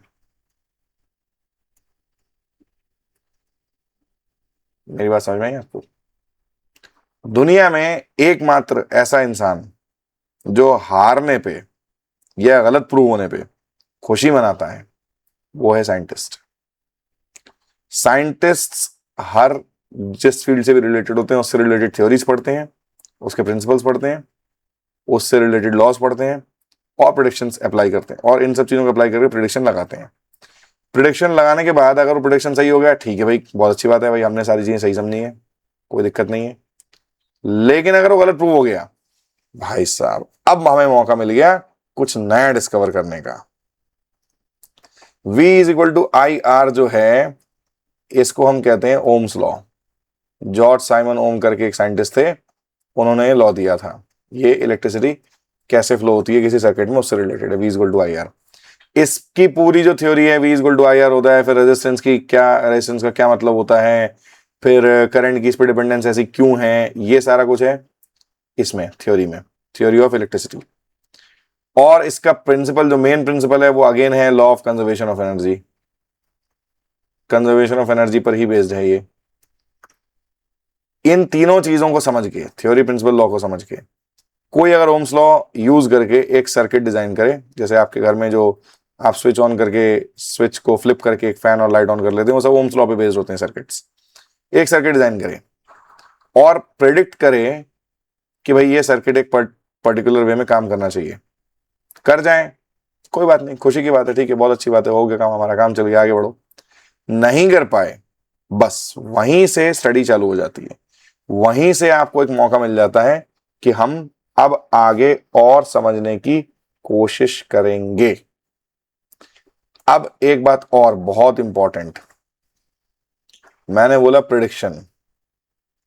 प्रिडिक्शन को मैंने 3 चीजों पे बेस्ड बताया, थ्योरी, लॉ और प्रिंसिपल पे बेस्ड बताया। तो प्रिडिक्शन के लिए आप कभी ये गलती से भी ना मान लें कि prediction is equal to a guess. Predictions are not guesses. Prediction is not a guess. Guess होता है रैंडम, एक हंच होता है, हंच मतलब एक तुक्का, गेस का मतलब ये होता है। लेकिन प्रिडिक्शन साइंटिफिक है, प्रिडिक्शन हमेशा साइंटिफिक है, वो 3 चीजों में बेस्ड है। उसके पास एक रीजन है, एक बेसिस है। एक प्रिडिक्शन जो है उसके पास एक बेसिस है कि भाई ये प्रिडिक्शन ऐसा है तो क्यों है। गैस में कोई रीजन नहीं होता। गैस तो हमने, हो सकता है ऐसा होता हो, ठीक है, मान लिया ऐसा होता होगा। तो गैसिंग और प्रिडिक्शन में अंतर है, साइंस में अंतर है, ठीक है ना। अब इन्होंने कई सारी बातें यहाँ पे लिखी हुई हैं और उन सब बातों को अगर आप पढ़ेंगे तो आपको यही मिलेगा कि मैंने आपको सब कुछ बताया हुआ है। एक बार मैं आपको फटाफट से पढ़ के सुना देता हूँ। One of the most remarkable strengths of science is the ability, is its ability to make prediction. तो मैंने बता दिया आपको, प्रेडिक्शन करने की एबिलिटी साइंस की एक बहुत ही इंपॉर्टेंट एबिलिटी है। इतनी देर से हम प्रेडिक्शंस की बात कर रहे हैं।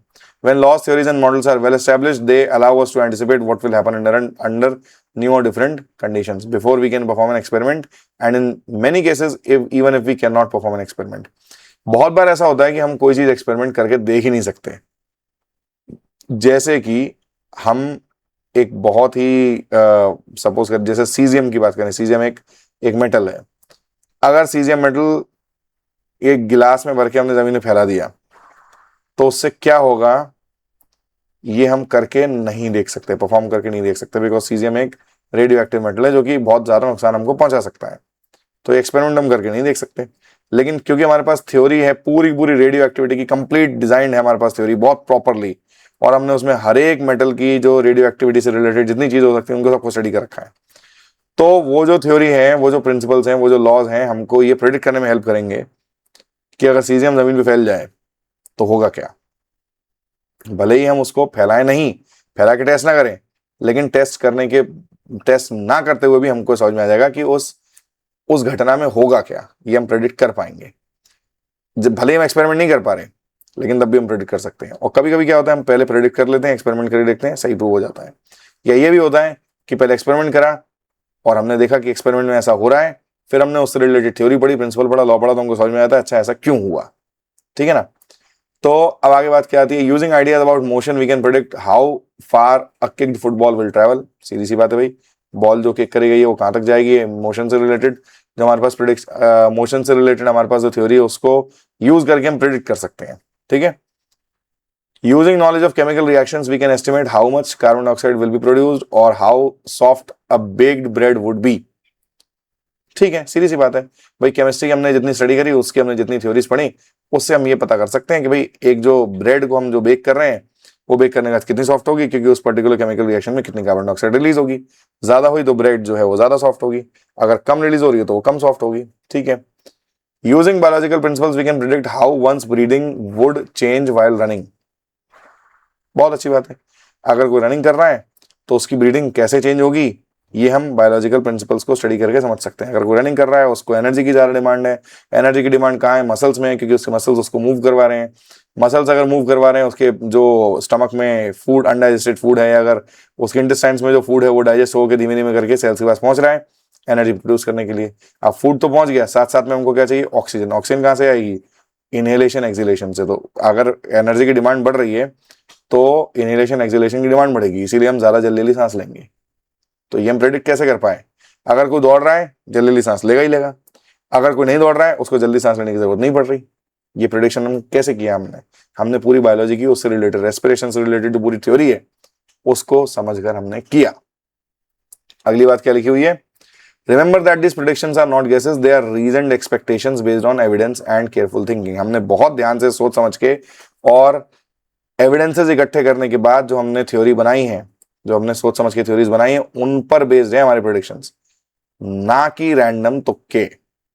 ठीक है ना।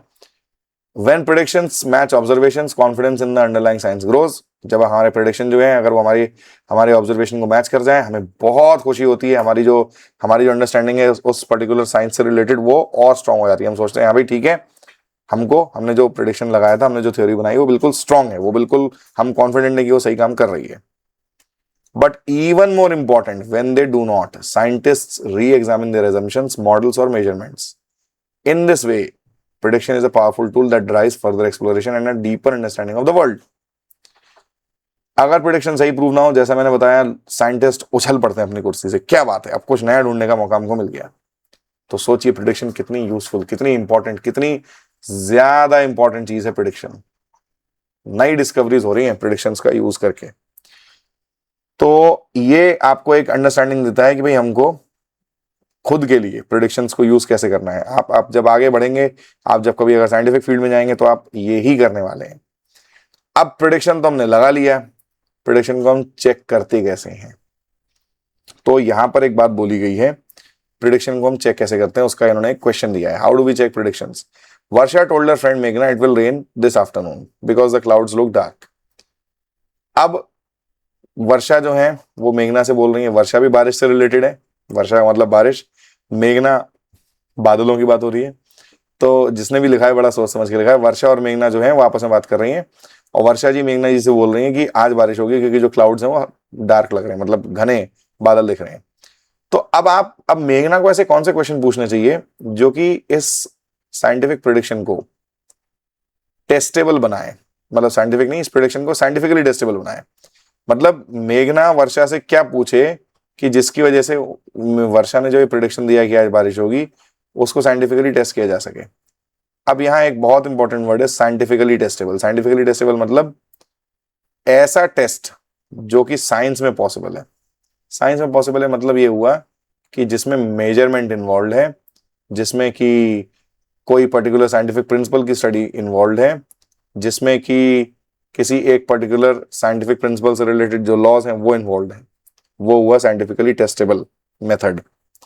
अगर आप सिर्फ पूछ रहे हैं बारिश क्यों होगी और वो एक रैंडम आपको जवाब दे रहे हैं, तो that is not a good measurement of scientificness, या साइंटिफिक वो है कि नहीं उस चीज का एक मेजरमेंट नहीं हुआ है अच्छे से, अगर रैंडम आपको जवाब मिल रहे हैं। तो इस बारे में क्या आपसे पूछा जा सकता है, भाई बारिश होगी कि नहीं होगी, इस बारे में आप कैसे प्रेडिक्ट कर सकते हैं। अब सपोज करिए ये जो वर्षा जी हैं ये मेघना जी से बोल रही हैं in the month of January, ये वाली बात बोल रही हैं कि भाई बादल घने दिख रहे हैं इसलिए बारिश होगी जनवरी के महीने में, जो कि पॉसिबल है भी और पॉसिबल नहीं है। तो सबसे पहले हमने क्या देखा, हमने पहले देखा कि भैया मंथ कौन सा चल रहा है, कौन सा मंथ चल रहा है जिसमें कि बारिश होने के चांसेस होते हैं कि नहीं होते। अब अगर आप बात करेंगे जून के, सपोज जून चल रहा है, मई चल रहा है, अप्रैल चल रहा है, मार्च चल रहा है, इन मंथ्स में तो बारिश होने के चांसेस ही नहीं होते। तो हमने देखा कि भाई मंथ जो चल रहा है वो जनवरी चल रहा है। हाँ तो भाई अब वर्षा की बात की तरफ हम आगे बढ़ रहे हैं, वर्षा जो बोल रही है कि बारिश होगी उस तरफ हम आगे बढ़ रहे हैं। फिर हमने देखा कि भाई टाइम ऑफ द डे क्या है, कौन सा समय चल रहा है, क्या दोपहर की बात है, क्या अभी थोड़ी देर पहले धूप निकल रही थी, एकदम से बारिश होने की चांसेस कहाँ से आ जाएंगे, बादल घने हैं भी तो भी क्या हो गया। फिर हम देखेंगे विंड स्पीड कितनी है, अगर विंड स्पीड बहुत ज्यादा है तो बारिश होने के चांसेस कम है, क्योंकि बहुत पॉसिबिलिटी है कि हवा जो है वो बादलों को अपने साथ उड़ाकर ले जाए। फिर हम देखेंगे भाई ह्यूमिडिटी कितनी है, ह्यूमिडिटी बहुत ज्यादा है, हाँ तो बारिश होने के चांसेस ज्यादा है, क्योंकि हो सकता है कि बादलों से ऑलरेडी ड्रिजलिंग की फॉर्म में पानी नीचे आ चुका हो, तो मतलब ये है कि ह्यूमिडिटी ज्यादा है तो बारिश होने के चांसेस ज्यादा है। तो ये जो 3-4 चीजें हैं ये बड़े इजीली मेजरेबल हैं, बड़े इजीली आप साइंटिफिकली इनको गेस कर सकते हैं, जिसकी वजह से हम ये बोलेंगे कि हाँ भैया अब हमने साइंटिफिक टेस्ट लगाया है। अगर इन सब चीजों पे वो खरी उतरेगी, अगर वो जो प्रेडिक्शन दिया गया है, अगर वो क्या वो इस डेटा पे बेस्ड है कि भाई ये जो टीम है स्टैटिस्टिकली ज्यादा जीतती आई है, या ये जो टीम है इसका जो अभी स्कोर चल रहा है, इसका जो स्ट्राइक रेट चल रहा है, या अगर वो बॉलिंग टीम है तो भाई उन्होंने इतना प्रेशर बना के रखा हुआ है, वो इतनी अच्छी बॉलिंग कर रहे हैं कि भाई वो फील्डिंग नहीं आउट होने दे रहे। इन सब चीजों पे बेस्ड अगर प्रेडिक्शन है तो वो साइंटिफिक है। अगर वो सिर्फ बोलेंगे नहीं मैं बोल रहा हूँ इसलिए जीतेंगी, then it is not scientific, ऐसा नहीं कहा जा सकता। तो अब इस बात को और अच्छे समझने के लिए जरा ready to go beyond, let's we are always ready to go beyond, और ये जो सवाल पूछ रहे हैं वो ये कि भाई वेदर फोरकास्ट कभी कभी गलत क्यों हो जाते हैं। भाई वेदर फोरकास्ट तो करे जाते हैं बहुत ही ज्यादा। वेदर फोरकास्ट का मतलब क्या है? Weather forecast is it a prediction? Absolutely yes, weather forecast भी एक प्रेडिक्शन है। Is it a scientifically made prediction? Absolutely yes, 100%।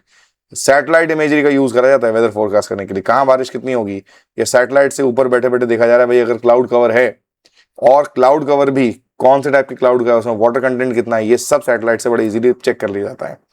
तो भाई एक जो वेदर फोरकास्ट है वो एक बहुत ही साइंटिफिक प्रेडिक्शन है, लेकिन बहुत बार साइंटिफिक बहुत बार वेदर फोरकास्ट हमारे गलत भी हो जाते हैं। तो वो क्यों हो जाते हैं? क्योंकि प्रेडिक्शन ये किसके बारे में है? ये है वेदर के बारे में। और वेदर जो है वो एक बहुत ही डायनेमिक फिनोमेना है। डायनेमिक फिनोमेना मतलब एवर चेंजिंग, मतलब उसमें बहुत सारे चेंजेस पॉसिबल हैं बहुत थोड़े थोड़े टाइम में ही। तो आपने जो प्रेडिक्शन लगाया, वो प्रेडिक्शन लगाया आपने सपोज करिए 1 घंटे पहले।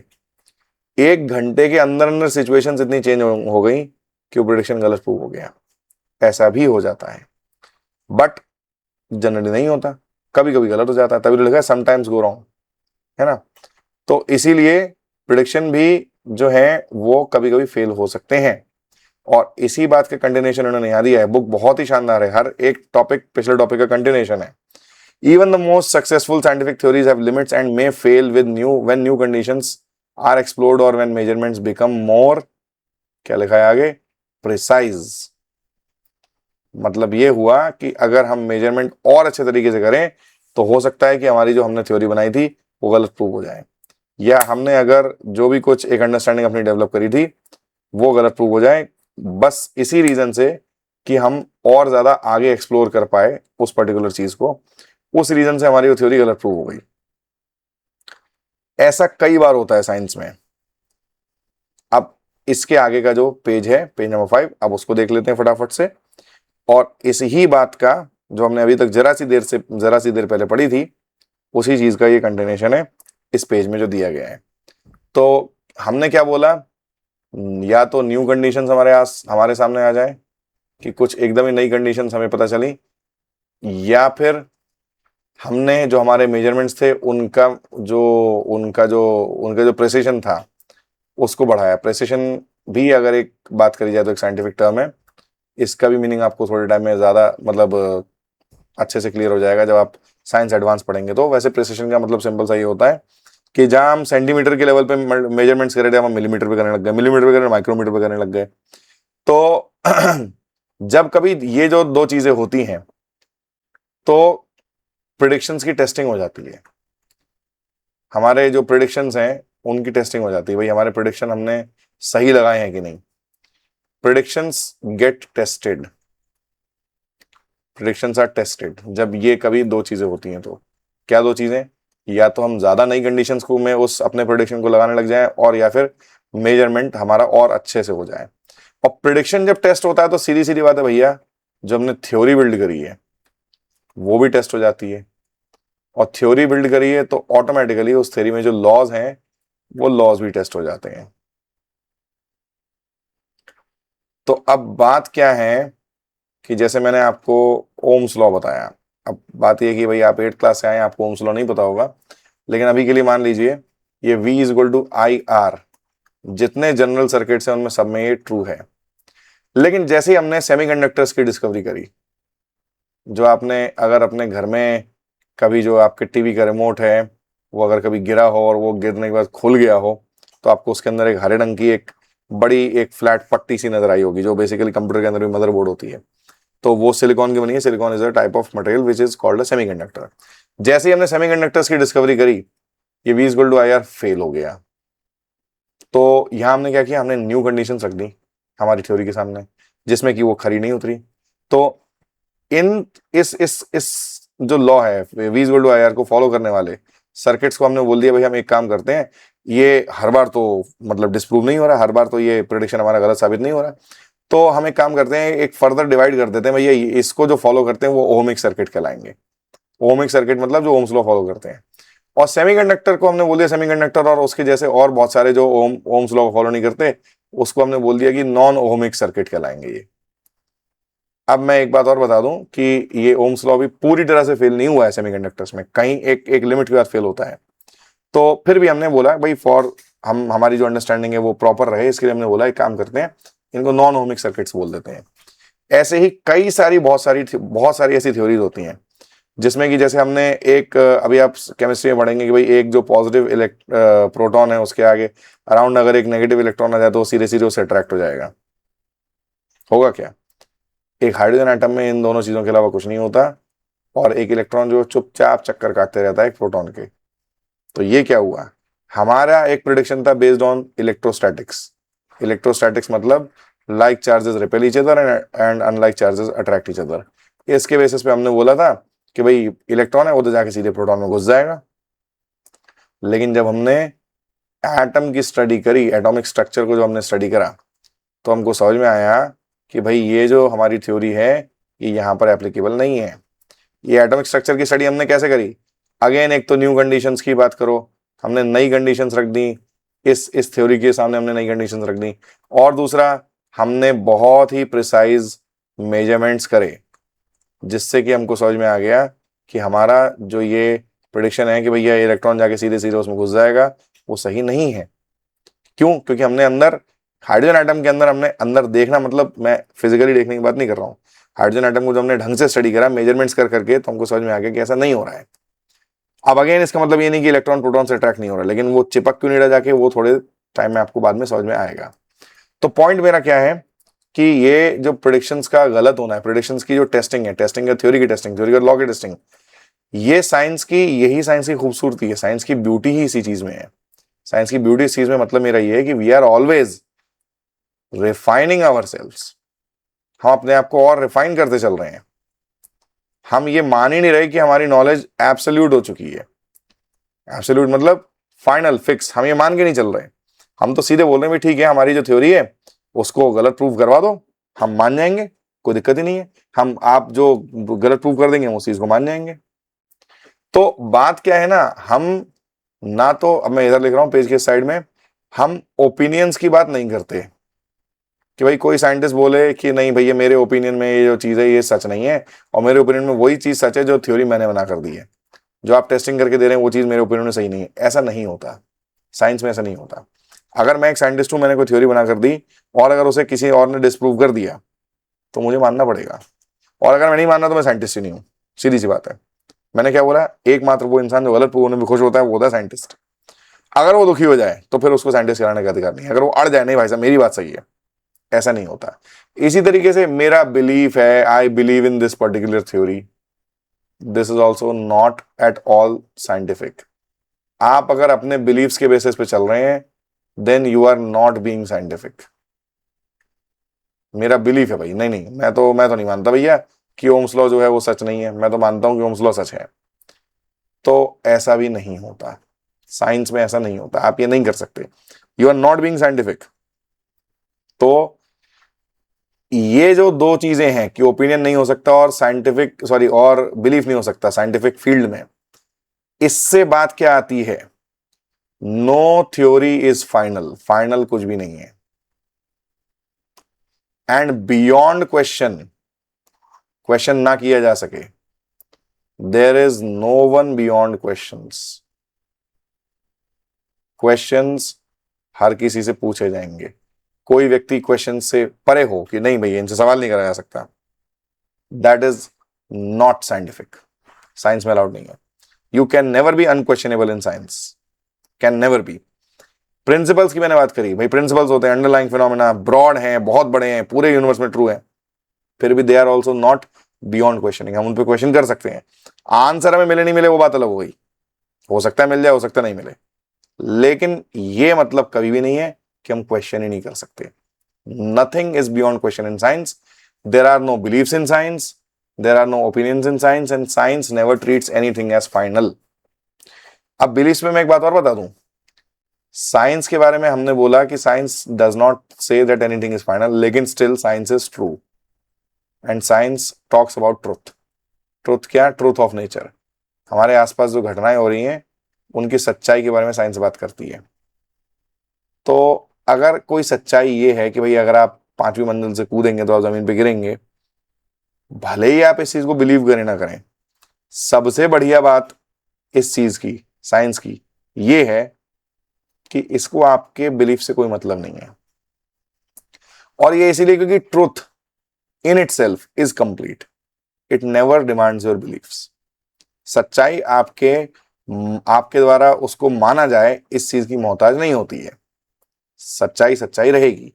आप भले ही माने कि भाई मैं 5वीं मंजिल से कूदूंगा तो गिरूंगा, भले ही आप ना माने, आप बोले नहीं मैं तो नहीं गिरूंगा, गिरना आपको है ही है। तो इसीलिए साइंस को आप ट्रू मानकर ही अगर आप आगे बढ़ेंगे तो ही आप सेफ रहेंगे और तो ही आप सही तरीके से अपना काम कर पाएंगे। अदरवाइज अगर आप अपने बिलीफ पर आगे बढ़ रहे हैं, that is not scientific. Scientific भी नहीं है, और वो बहुत बार बहुत हार्मफुल हो जाता है। बहुत हार्मफुल मतलब इतना हार्मफुल हो जाता है कि भाई ऐसी कंडीशन में आ जाता है कोई इंसान, या फिर ऐसी कंडीशन में कोई सिचुएशन पहुंच जाती है कि जहां से निकलना बहुत डिफिकल्ट हो जाएगा, कि जहां आपको बहुत दिक्कत आती रहेगी लेकिन फिर भी आप उसी कंडीशन में रहेंगे just because of your belief. तो beliefs have no place in science, opinions have no place in science, nothing is final, science is not beyond questions, it is always being questioned and being scrutinized, and this is the beauty of science. अब मैंने क्या बोला, prediction को हम test कैसे करते हैं, वो सच है कि नहीं, साइंटिफिकली टेस्टेबल है कि नहीं, इस बात पे। अब एक बहुत ही वायरल क्लेम है कि भाई खाना नहीं खाना चाहिए जब कभी कोई एक्लिप्स होता है, सोलर एक्लिप्स है या फिर लूनर एक्लिप्स है, तो उस समय खाना नहीं खाना चाहिए। ये एक प्रिडिक्शन है। प्रिडिक्शन किस बात का है कि खाना नहीं खाना चाहिए। नहीं खाना चाहिए, क्यों नहीं खाना चाहिए? अगर आपने खाना खा लिया तो ये हो जाएगा, ये हो जाएगा, फ्यूचर टेंस में बात हो रही है, तो मतलब प्रिडिक्शन आ गया। तो क्या ये प्रिडिक्शन सच है कि हमें सोलर एक्लिप्स के दौरान खाना नहीं खाना चाहिए? इसको कैसे टेस्ट करेंगे? बहुत ही आसान है। क्या खाना अगर शेड में रखा हो तो उसमें कोई बैक्टीरिया नहीं डेवलप हो जाएंगे क्या? या सनलाइट एक पर्टिकुलर कंडीशन में अगर हो, अगर सोलर एक्लिप्स चल रहा है जिसकी वजह से सनलाइट जो है वो बहुत डिम हो गई है, तो उसकी वजह से खाना सड़ जाएगा क्या? क्या ये पॉसिबल है? पहली बात तो हमको सुनने में ही समझ में आ रहा है कि ये पॉसिबल नहीं है। दूसरा, हम क्या करेंगे, हम लेबोरेटरी में वही कंडीशंस क्रिएट कर लेंगे और खाने को उसके नीचे रख कर देखेंगे। हम देखेंगे कि वो खाना खराब हुआ कि नहीं हुआ, पता चल जाएगा कि नहीं हुआ। तो यहां बात क्या I again, this is just a belief that food can be eating food can be harmful during a solar eclipse. This is not science. सीधे सीधे मैं लिख दूं, दिस इज नॉट साइंस। ये साइंस नहीं है, दिस इज नॉट साइंटिफिक। ठीक है ना? This is just a superstition, एक ये अंधविश्वास है, एक ये बिलीफ है केवल। ठीक है ना? तो अब आगे जरा बढ़ते हैं, जरा जल्दी से फटाफट से इन दोनों पेजेस को खत्म करते हैं, सॉरी इन दोनों पैराग्राफ्स को जो आगे दिए हुए हैं। उसके बाद जो नेक्स्ट बच रहा है वो सिर्फ एक दो एग्जांपल्स कुछ बच रहे हैं, और उसको भी हम अभी ही डिस्कस कर लेंगे। तो अब हम हमारी जर्नी जैसे जैसे कंटिन्यू होगी 9th और 10th क्लास में, एक्सप्लोरेशन 10th क्लास की भी हो सकता है, आपको इसी नाम से जो बुक रिलीज हो वो इसी नाम से हो, तो आपको ये बहुत अच्छे से समझ में आएगा कि बियॉन्ड द क्लासरूम सोचना बहुत ही यूजफुल है। बियॉन्ड द क्लासरूम मतलब ये कि आप, जरूरी नहीं है कि आप क्लासरूम के अंदर ही जो चल रहा है आप उसी की बात करें, यानी कि आप अगर केवल और केवल जो टीचर बता रहा है उतना सुने, उतना ही समझें और उतने की ही बात करें, ऐसा नहीं होना चाहिए। इस बारे में एक बहुत ही अच्छी स्ट्रेटजी है, जो मैंने बोला था ना थोड़ी देर पहले, मैंने बोला था कि इस बारे में बताऊंगा। अब वो स्ट्रेटजी सामने आ रही है। इस पैराग्राफ में जो बात लिखी हुई है उसी की बात कर रहा हूं मैं। वो स्ट्रेटजी क्या है हमारे सामने जो लिखी हुई है, वो ये है, जस्ट अ सेकेंड, कंप्यूटर पर लिखना इजी नहीं होता है। तो वो जो स्ट्रेटजी लिखी है वो क्या है, सबसे पहले तो आपको सिचुएशन को अंडरस्टैंड करना है कि आपके सामने सिचुएशन क्या दी हुई है। ये मैं बात क्या कर रहा हूं कि भाई आप साइंस को बियॉन्ड द क्लासरूम जब आप लेके जाते हैं तो बेसिकली आप उसको यूज करने की कोशिश करते हैं, और आप उसको यूज करने की जब कोशिश करते हैं तो पहला जो स्टेप है साइंस को यूज करने का वो है सिचुएशन को समझने की कोशिश करना। दूसरी बात क्या होती है कि आप उस सिचुएशन में जो भी क्वांटिटीज इन्वॉल्व हैं, जिन भी क्वांटिटीज का आपको ध्यान रखना है, आप वो पता करेंगे, उसकी स्टडी करेंगे या उसके बारे में बात करेंगे। तीसरी बात क्या आती है, जो भी वो क्वांटिटीज हैं उनसे रिलेटेड जो भी मेजरमेंट्स हो सकते हैं वो आप करेंगे। मतलब कि भाई अगर जैसे यही अगर मैं बात करूं सोलर एक्लिप्स से रिलेटेड कि भाई जो कंडीशन है वो क्या है कि सोलर एक्लिप्स में खाना खराब होता है कि नहीं, तो खाना खराब हुआ कि नहीं हुआ इसके लिए क्वांटिटी क्या है, बैक्टीरिया की पॉपुलेशन। भाई क्या है, क्वांटिटी है, बिल्कुल है, इसमें एक नंबर एसोसिएट किया जा सकता है, यानी कि क्वांटिटी है। तो बैक्टीरिया की पॉपुलेशन खाने में पहले कितनी है, कुछ पर्टिकुलर बैक्टीरिया खाने में रहते हैं, और शेड में रखने के बाद कितनी बढ़ गई, मान लीजिए बहुत ही नॉमिनल बढ़ती है, जो कि शेड में रखें चाहे ना रखें उससे फर्क नहीं पड़ता। लेकिन शेड में रखने से बहुत ज्यादा अगर बढ़ गई तो भैया इसको आपको मेजर करके देखना पड़ेगा। क्या मेजर करना पड़ेगा, उस पर्टिकुलर फूड सैंपल में जो बैक्टीरिया का नंबर जो था वो क्या बहुत बढ़ गया, बहुत ज्यादा बढ़ गया, तो फिर जो है खाना खराब हो गया। तो सिचुएशन को आपने पहले समझा कि भाई क्या सिचुएशन दी गई है, खाना खराब हो जाएगा सोलर एक्लिप्स में, तो उसमें क्वांटिटीज क्या इन्वॉल्व हैं, बैक्टीरियल ग्रोथ या और किसी माइक्रोब की ग्रोथ। उसको पता करने के लिए क्या करना पड़ेगा, मेजरमेंट करना पड़ेगा, और मेजरमेंट करने के बाद जो है आप कंक्लूजन दे पाएंगे कि भाई मेजरमेंट जो है वो मैच कर रहे हैं हमारे प्रिडिक्शन से, मेजरमेंट जो है वो प्रिडिक्शन को सही प्रूव कर रहा है, ये आप जज कर पाएंगे मेजरमेंट करने के बाद। ये बेसिकली पूरी की पूरी एक टेस्टिंग मेथड आपको दे दिया है, और ये जो टेस्टिंग मेथड है एक्चुअली ये ही आपका एक्सपेरिमेंट्स का एक जो एक पूरा एक तरीका होता है। आप एक्सपेरिमेंट स्टार्ट करते हैं सबसे पहले सिचुएशन को समझने से कि भाई आप बात किस बारे में कर रहे हैं, फिर आप बात करते हैं उसी से रिलेटेड क्वांटिटीज क्या हैं, फिर आप उनका मेजरमेंट करते हैं, फिर आप एक कंक्लूजन देते हैं। ऐसे ही एक्सपेरिमेंट होता है। अब एक और बहुत इंपॉर्टेंट बात जो लिखी हुई है यहां पर, science values careful reasoning perhaps much more than accurate calculations. Calculation आप एक्यूरेट कर रहे हैं कि नहीं कर रहे हैं, इससे कहीं ज्यादा इंपॉर्टेंस दी जा रही है जो केयरफुल रीजनिंग है उस चीज को। जो रीजनिंग है, आपने जो रीजन दिए हैं उनसे ज्यादा वो ज्यादा इंपॉर्टेंट है कैलकुलेशन से। ये बात जो बोली गई है इसको आप ध्यान से जरा समझने की कोशिश करिए। अगर आप कैलकुलेशन कर रहे हो और आपने बोला भाई मैंने तो बहुत ही अच्छा एक इंस्ट्रूमेंट यूज करा कैलकुलेट मेजरमेंट करने के लिए, फिर मैंने कैलकुलेशन करने के लिए एक बहुत ही वेल एस्टेब्लिश मैथमेटिकल फॉर्मूला का यूज किया, सब ठीक है, लेकिन अगर आपके पास रीजन नहीं क्लियर कि आप कैलकुलेशन को उसी डायरेक्शन में क्यों कर रहे हैं, तो वो गलत हो जाएगा। सपोज करिए जो यही खाने वाला एग्जांपल है, इसमें हमने बैक्टीरियल ग्रोथ को हमने कैलकुलेट करने की कोशिश करी, ये कितनी बढ़ी, कितनी कितनी और बढ़ गई, कितने बैक्टीरिया और आ गए उस फूड में, ताकि हम ये जज कर पाए कि खाना सही है कि खराब हो गया है।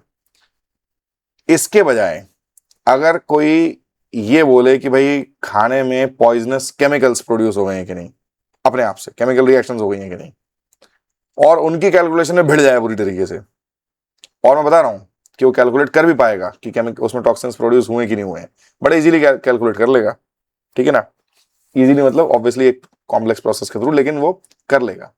तो भाई उसने फूड सैंपल लिया, शेड में रखने से पहले उसमें देखा टॉक्सिन्स कितने हैं, शेड में रखने के बाद उसने टॉक्सिन्स का लेवल कैलकुलेट करा, कोई लेवल नहीं बढ़ा, मैं खुद बता रहा हूं अभी कोई लेवल नहीं बढ़ेगा, नहीं बढ़ा तो उसने बोल दिया कि ठीक है भाई नहीं खाना खराब नहीं होता, कैलकुलेशन उसने बहुत प्रॉपर करे हैं, लेवल नहीं बढ़ा, लेकिन फिर भी किसी ने अगर उस खाने को खाया तो हो सकता है बीमार पड़ जाए, क्योंकि टॉक्सिन्स का भले ही डेवलपमेंट नहीं हुआ उसमें, लेकिन ये पॉसिबल है कि कुछ उसमें ऐसे बैक्टीरिया डेवलप हो गए जो आपके खाने आप जैसे ही उस फूड को कंज्यूम करेंगे आपके मुंह से आपके पेट के अंदर तक पहुंच के फिर वो वहां जाके मल्टीप्लाई होके वहां टॉक्सिन्स डेवलप कर सकते हैं। तो रीजनिंग जो थी वो गलत थी। रीजनिंग क्या थी, फूड पॉइजन हुआ कि नहीं हुआ, यानी फूड में टॉक्सिन डेवलप हुए कि नहीं हुए, ये एक रीजन था। लेकिन वो जो रीजन था उससे रिलेटेड कैलकुलेशन भी बहुत अच्छा था, भाई कैलकुलेशन करके देख लिया फूड में टॉक्सिन पैदा हुए कि नहीं हुए, नहीं हुए तो माने भैया फूड टॉक्सिक नहीं हुआ, यानी फूड जो है easy to safe to consume है। लेकिन रीजन क्या हो सकता है फूड को सेफ टू कंज्यूम ना होने का, ये भी हो सकता है कि बैक्टीरियल ग्रोथ हो गई हो, तो बैक्टीरियल ग्रोथ हो गई हो आपने उसकी तो टेस्टिंग करी नहीं, तो रीजनिंग ज्यादा इंपॉर्टेंट है। आप बैक्टीरियल ग्रोथ हो गई हो ये ज्यादा, इसकी ज्यादा प्रोबेबिलिटी की बैक्टीरियल ग्रोथ हो गई हो बजाय इसके कि टॉक्सिन डेवलप हो गए हो, तो इसीलिए रीजनिंग ज्यादा इंपॉर्टेंट है साइंस में। आप कैलकुलेशन सही डायरेक्शन में आगे तभी बढ़ा पाएंगे जब आपकी रीजनिंग करेक्ट होगी, कैलकुलेशन हमेशा रॉन्ग डायरेक्शन में आगे बढ़ेगी जब आपकी रीजनिंग करेक्ट नहीं होगी, तो इसीलिए reasoning is more important in science. चलिए अब इसके बाद एक जो एग्जाम्पल दिया है यहाँ पर कि आप अगर 4 लोगों की एक फैमिली में रहते हैं तो आपको कितना राइस चाहिए होगा एक मंथ के लिए, कितना राइस आपको चाहिए होगा एक मंथ के लिए, उसका एक इन्होंने एस्टिमेशन लगाने का एक तरीका बताया है। तो इन्होंने बोला है कि भाई एक जो एडल्ट है ऑन एन एवरेज, ये मैं इसको थोड़ा सा ऐसे ही ओरली कर रहा हूँ क्योंकि अगला जो टॉक क्वेश्चन आएगा वो इसी से रिलेटेड है और बड़े इजीली उसको अपन पूरा न्यूमेरिकली सॉल्व कर लेंगे। तो उसमें उसमें ये चीज, यही जो एग्जांपल दिया है, यही जो इन्होंने जो बॉक्स दिया है, इसमें जो बात दी गई है वो अगले सॉल्व एग्जाम्पल से और अच्छे से क्लियर हो जाएगी, तो हम उसको सॉल्व कर लेंगे, इसको नहीं कर रहे हैं। तो इन्होंने बोला कि रफली भाई एक जो एवरेज एडल्ट है उसको 2000 से 2500 किलो कैलोरी चाहिए होती हैं पर डे। तो 100 किलो कैलोरीज अनकुक्ड राइस कितनी दे देगा, और सॉरी 100 ग्राम अनकुक्ड राइस कितनी कैलोरीज देगा, पहले तो ये पता करो भाई कैलोरीज कितनी चाहिए। पहले तो आपने ये पता किया, इसका आपको आंसर मिल गया 2000 से 2500 इतनी चाहिए। अब आपने बोला एक काम करो, एक यूनिट ले लो, 100 ग्राम राइस आपने यूनिट बना दी, हम इसके मल्टीपल्स में बात करेंगे। 100 ग्राम राइस में कितनी कैलोरीज मिल जाएंगी हम ये पता कर लेते हैं। तो 100 ग्राम में मालूम पड़ा कि भाई हमको एक बहुत ही एक एक्यूरेट नंबर की जरूरत नहीं है, हम एक रफ आइडिया से ही मालूम मालूम कर सकते हैं। सपोज करिए 100 ग्राम में 100 किलो कैलोरीज हैं, तो मतलब ये हो गया कि भाई एक इंसान को जो है 20 मल्टीप्लाइड बाय 100 ग्राम ने 2 kg राइस कम से कम खाना पड़ेगा एक दिन। मजाक वाली बात हो रही है, मतलब अभी मैं ये गेसिंग कर रहा हूँ केवल, ठीक है ना। तो मतलब क्या हो गया, एक दिन में उसको 2 kg राइस चाहिए, 2 से 2.5 kg राइस चाहिए। तो 4 लोगों को कितना चाहिए, कम से कम 8 से 10 kg राइस एक दिन में 4 लोग खा सकते हैं, जो मैं कैलकुलेशन बता रहा हूँ उसके अकॉर्डिंग। महीने में कितना चाहिए, 8 से 10 kg मल्टीप्लाइड बाय 30, तो 8 × 30 240 से लेकर 300 kg। तो हमारा आंसर जो आएगा वो आएगा 240 kg से 300 kg तक का राइस चाहिए एक फैमिली को एक दिन में, अगर 100 ग्राम अनकुक्ड राइस से 100 किलो कैलोरी मिल रही है। अनकुक्ड से 100 मिल रही है, हमने मान के चला कि भाई कुकिंग कर देंगे तो उसमें कैलोरीज और ऐड नहीं हो रही, उतना ही रहेंगी। तो मतलब ये हुआ कि 100 ग्राम राइस खाने से अगर 100 किलो कैलोरीज मिल रही हैं, एक इंसान को चाहिए, एक एडल्ट एवरेज एडल्ट को चाहिए 2000 से 2500। तो मंथ में अगर 4 ऐसे लोगों की फैमिलीज है जो कि एवरेज एडल्ट हैं, तो उन 4 लोगों की फैमिलीज को इतना राइस चाहिए होगा। ये क्या हुआ, हमारे पास एक प्रिंसिपल उपलब्ध है कि भाई जो राइस है वो कितनी किलो कैलोरीज देगा, ये रहा हमारा वो प्रिंसिपल। 100 ग्राम राइस कितनी किलो कैलोरीज देगा, 100 किलो कैलोरीज देगा, ये हमारा प्रिंसिपल है। इसके बेसिस पे हमने प्रिडिक्शन लगाया कि 2000 से 2500 के लिए कितनी कैलोरी कितना केजी राइस चाहिए होगा, 20 kg राइस। 2000 से 2500 के लिए 20 kg राइस चाहिए होगा, तो पूरे महीने कितना राइस चाहिए होगा, 4 लोगों की फैमिली को सिंपल मल्टीप्लिकेशन करके 240 से 300 kg राइस चाहिए होगा। तो इस तरह से प्रिडिक्शन जो है वो हमारे को चीजें सॉल्व करने में हेल्प करते हैं। अब आगे बढ़ते हैं, जो यहाँ इन्होंने एक एग्जांपल दिया हुआ है और आपसे पूछा है कि भाई how many litres of air you breathe in one day, start by estimating how many breaths you take per minute and the volume of one breath, your aim is not to find an exact answer but a reasonable estimate. अब आपको बोला गया है कि भाई आप एक दिन में सांसें कितनी, एक दिन में कितने कितने लीटर आप एयर जो है इनहेल कर जाते हैं, how many litres of air do you inhale in a day. ये तो एक बहुत बड़ा एक बड़ी अच्छी चीज हो गई कि भाई आप मतलब एक इसको जानना बड़ा इंटरेस्टिंग सा होगा कि भाई हम इतने इतने लीटर एयर हम एक दिन में यूज कर जाते हैं। तो अब इसको पता करने के लिए उन्होंने एक हिंट भी दे दी। सबसे पहले एक काम करो, आप ब्रेथ पर मिनट इन अ डे की बात हो रही है ना, इन अ डे का मतलब क्या हो गया, 24 आवर्स। 24 आवर्स मतलब कितने मिनट्स, 24 मल्टीप्लाइड बाय 60 मिनट्स, यानी कितने मिनट, 1440 मिनट्स। अब आपसे बोला गया कि 1440 मिनट में आप कितने लीटर एयर जो है वो इनहेल कर जाते हैं, ठीक है। तो पहली बात तो ब्रेथ पर मिनट, भाई जितनी आप ब्रीदिंग कर रहे हैं उतना ही आप एयर इनहेल कर रहे हैं। सपोज करिए आप ज्यादा ब्रीदिंग कर रहे हो, आपकी एयर जो इनहेल्ड है वो ज्यादा है, तो पहले ब्रेथ पर मिनट पता करिए। अब ब्रेथ पर मिनट के बाद एक ब्रेथ में, वन ब्रेथ जो आप ले रहे हैं उसमें how many litres of air, कितनी उसमें एयर है, ये भी पता करना पड़ेगा कि भाई कितनी उसमें एयर है ये भी आप पता करेंगे कि आपकी एक ब्रेथ में कितनी हवा आ जाती है। अब ये कैसे पता करेंगे, उसके लिए उन्होंने एक मेथड दे दिया कि भाई एक काम करो, बलून फुला के देख लो। ठीक है ना। तो आपने लिया एक 2 लीटर का बलून, उसको फिल करने में सपोज करिए आपको लगी कितनी ब्रेथ्स बोल रहे हैं ये, पढ़कर देख लीजिए, 12 to 15 breaths per minute. Typical party balloon 0.5 litre का है, सॉरी, एक बार इसको पूरा पढ़ ही लेते हैं। As at rest we take about 12 to 15 breaths per minute. ठीक है भाई, ये ले लिया। There are 1440 minutes in day, so we रफली take 18 to 22,000 breaths per day. ठीक है ना, क्या हो गया, 20,000 ब्रेथ्स पर डे। अब ये तो आपको मिल गया कि कितनी आपने ब्रेथ्स ली हैं, कितनी बार आपने सांस ली है, उसमें एयर कितनी है, ये कैसे पता करेंगे। So one breath is about perhaps about 0.5 litre, hence we breathe 10,000 litre of air in a day. अब ये हमारा जो एस्टिमेट इन्होंने बुक में जो दिया है, ये रीजनेबल है कि नहीं, ये एकदम इतनी आसानी से नहीं पता चलेगा। लेकिन अगर हम अपने बलून वाले एग्जाम्पल वापस चलते हैं, तो बलून के लिए इन्होंने क्या बोला है कि सपोज करिए एक इंसान 20 सेकेंड्स में जो भी 2 लीटर का जो एयर बलून है उसको हाँ 20 सेकेंड्स में फिलअप कर दे रहा है।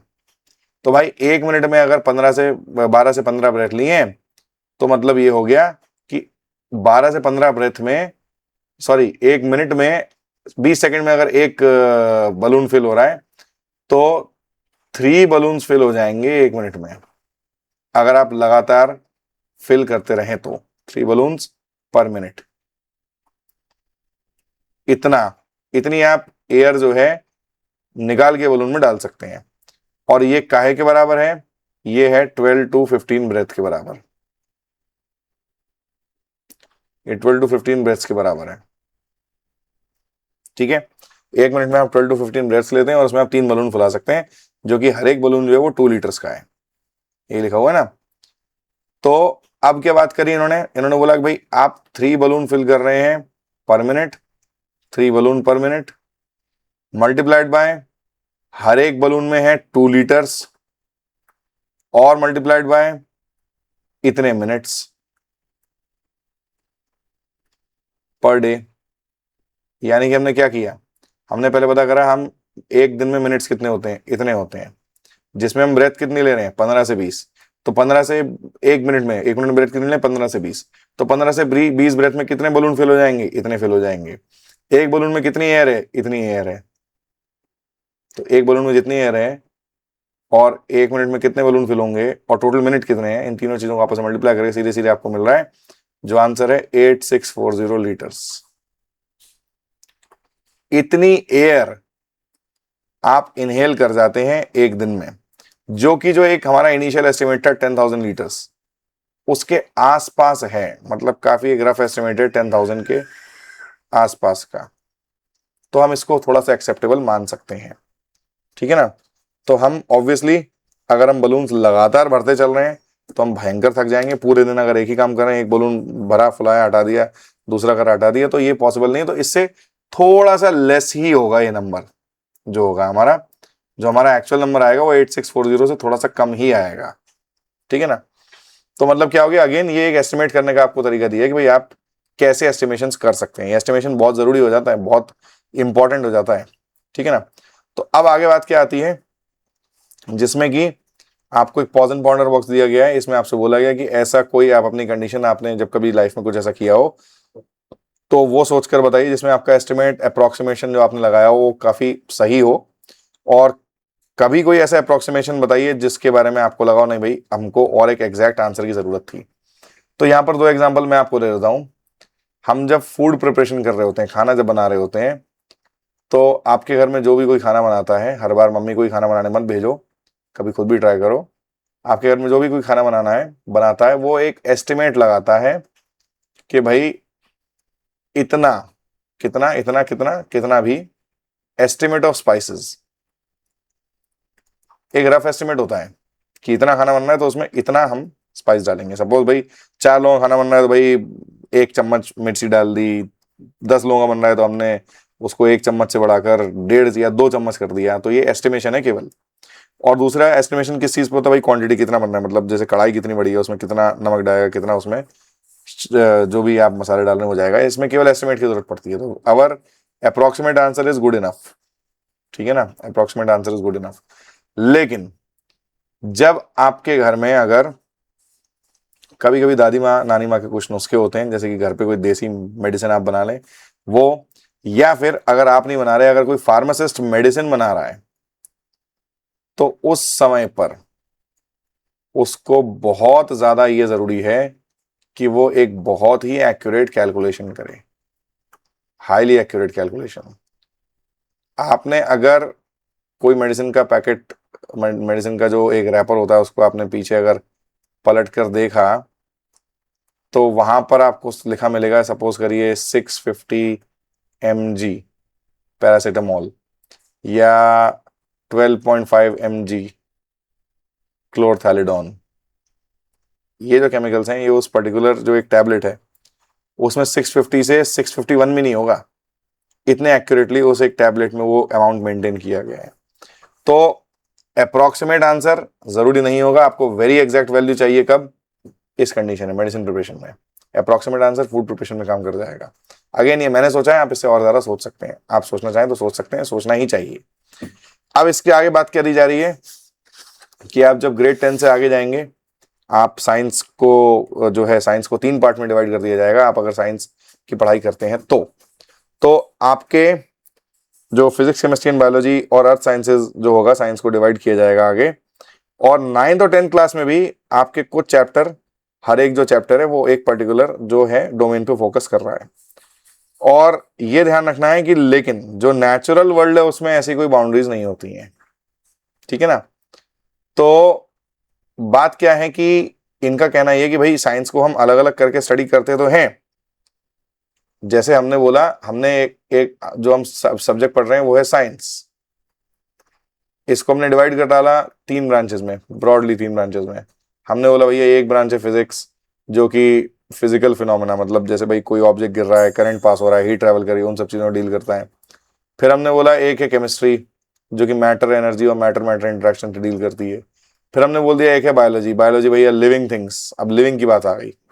यहाँ तक नॉन लिविंग चला था केमिस्ट्री तक, अब बायोलॉजी में लिविंग आ गया। तो हम साइंस को जनरली आसान करने के लिए इस तरह से उसको पार्ट्स में डिवाइड कर देते हैं। लेकिन नेचुरल वर्ल्ड में ये डिवीजन एग्जिस्ट नहीं करता। नेचुरल वर्ल्ड में भाई एक ह्यूमन बॉडी जो है वो बायोलॉजी में स्टडी होगी, वो ह्यूमन बॉडी के अंदर जो केमिकल्स हैं वो केमिस्ट्री में स्टडी होंगे, ह्यूमन बॉडी गिरेगी कितनी स्पीड से वो फिजिक्स में स्टडी हो जाएगा। मतलब क्या हुआ, हम at the same time physics में भी हमें स्टडी करा जाएगा, एट द सेम टाइम हमें केमिस्ट्री में स्टडी करा जाएगा, और एट द सेम टाइम हमको बायोलॉजी में भी स्टडी करा जाएगा। तो मतलब नेचुरल वर्ल्ड में ये डिस्टिंक्शन हमारे पास नहीं होते, ठीक है ना। लेकिन अगेन अब वही बात आ रही है भाई, हम बोले हम तीनों चीजों में अपने आप को स्टडी करेंगे, तीनों चीजों में स्टडी करेंगे, मतलब ये नहीं है कि लगातार हमेशा पूरे समय। हम अगर ह्यूमन बॉडी की बात करें तो हम हर बार उसमें फिजिक्स केमिस्ट्री बायोलॉजी तीनों चीजों की बात करें।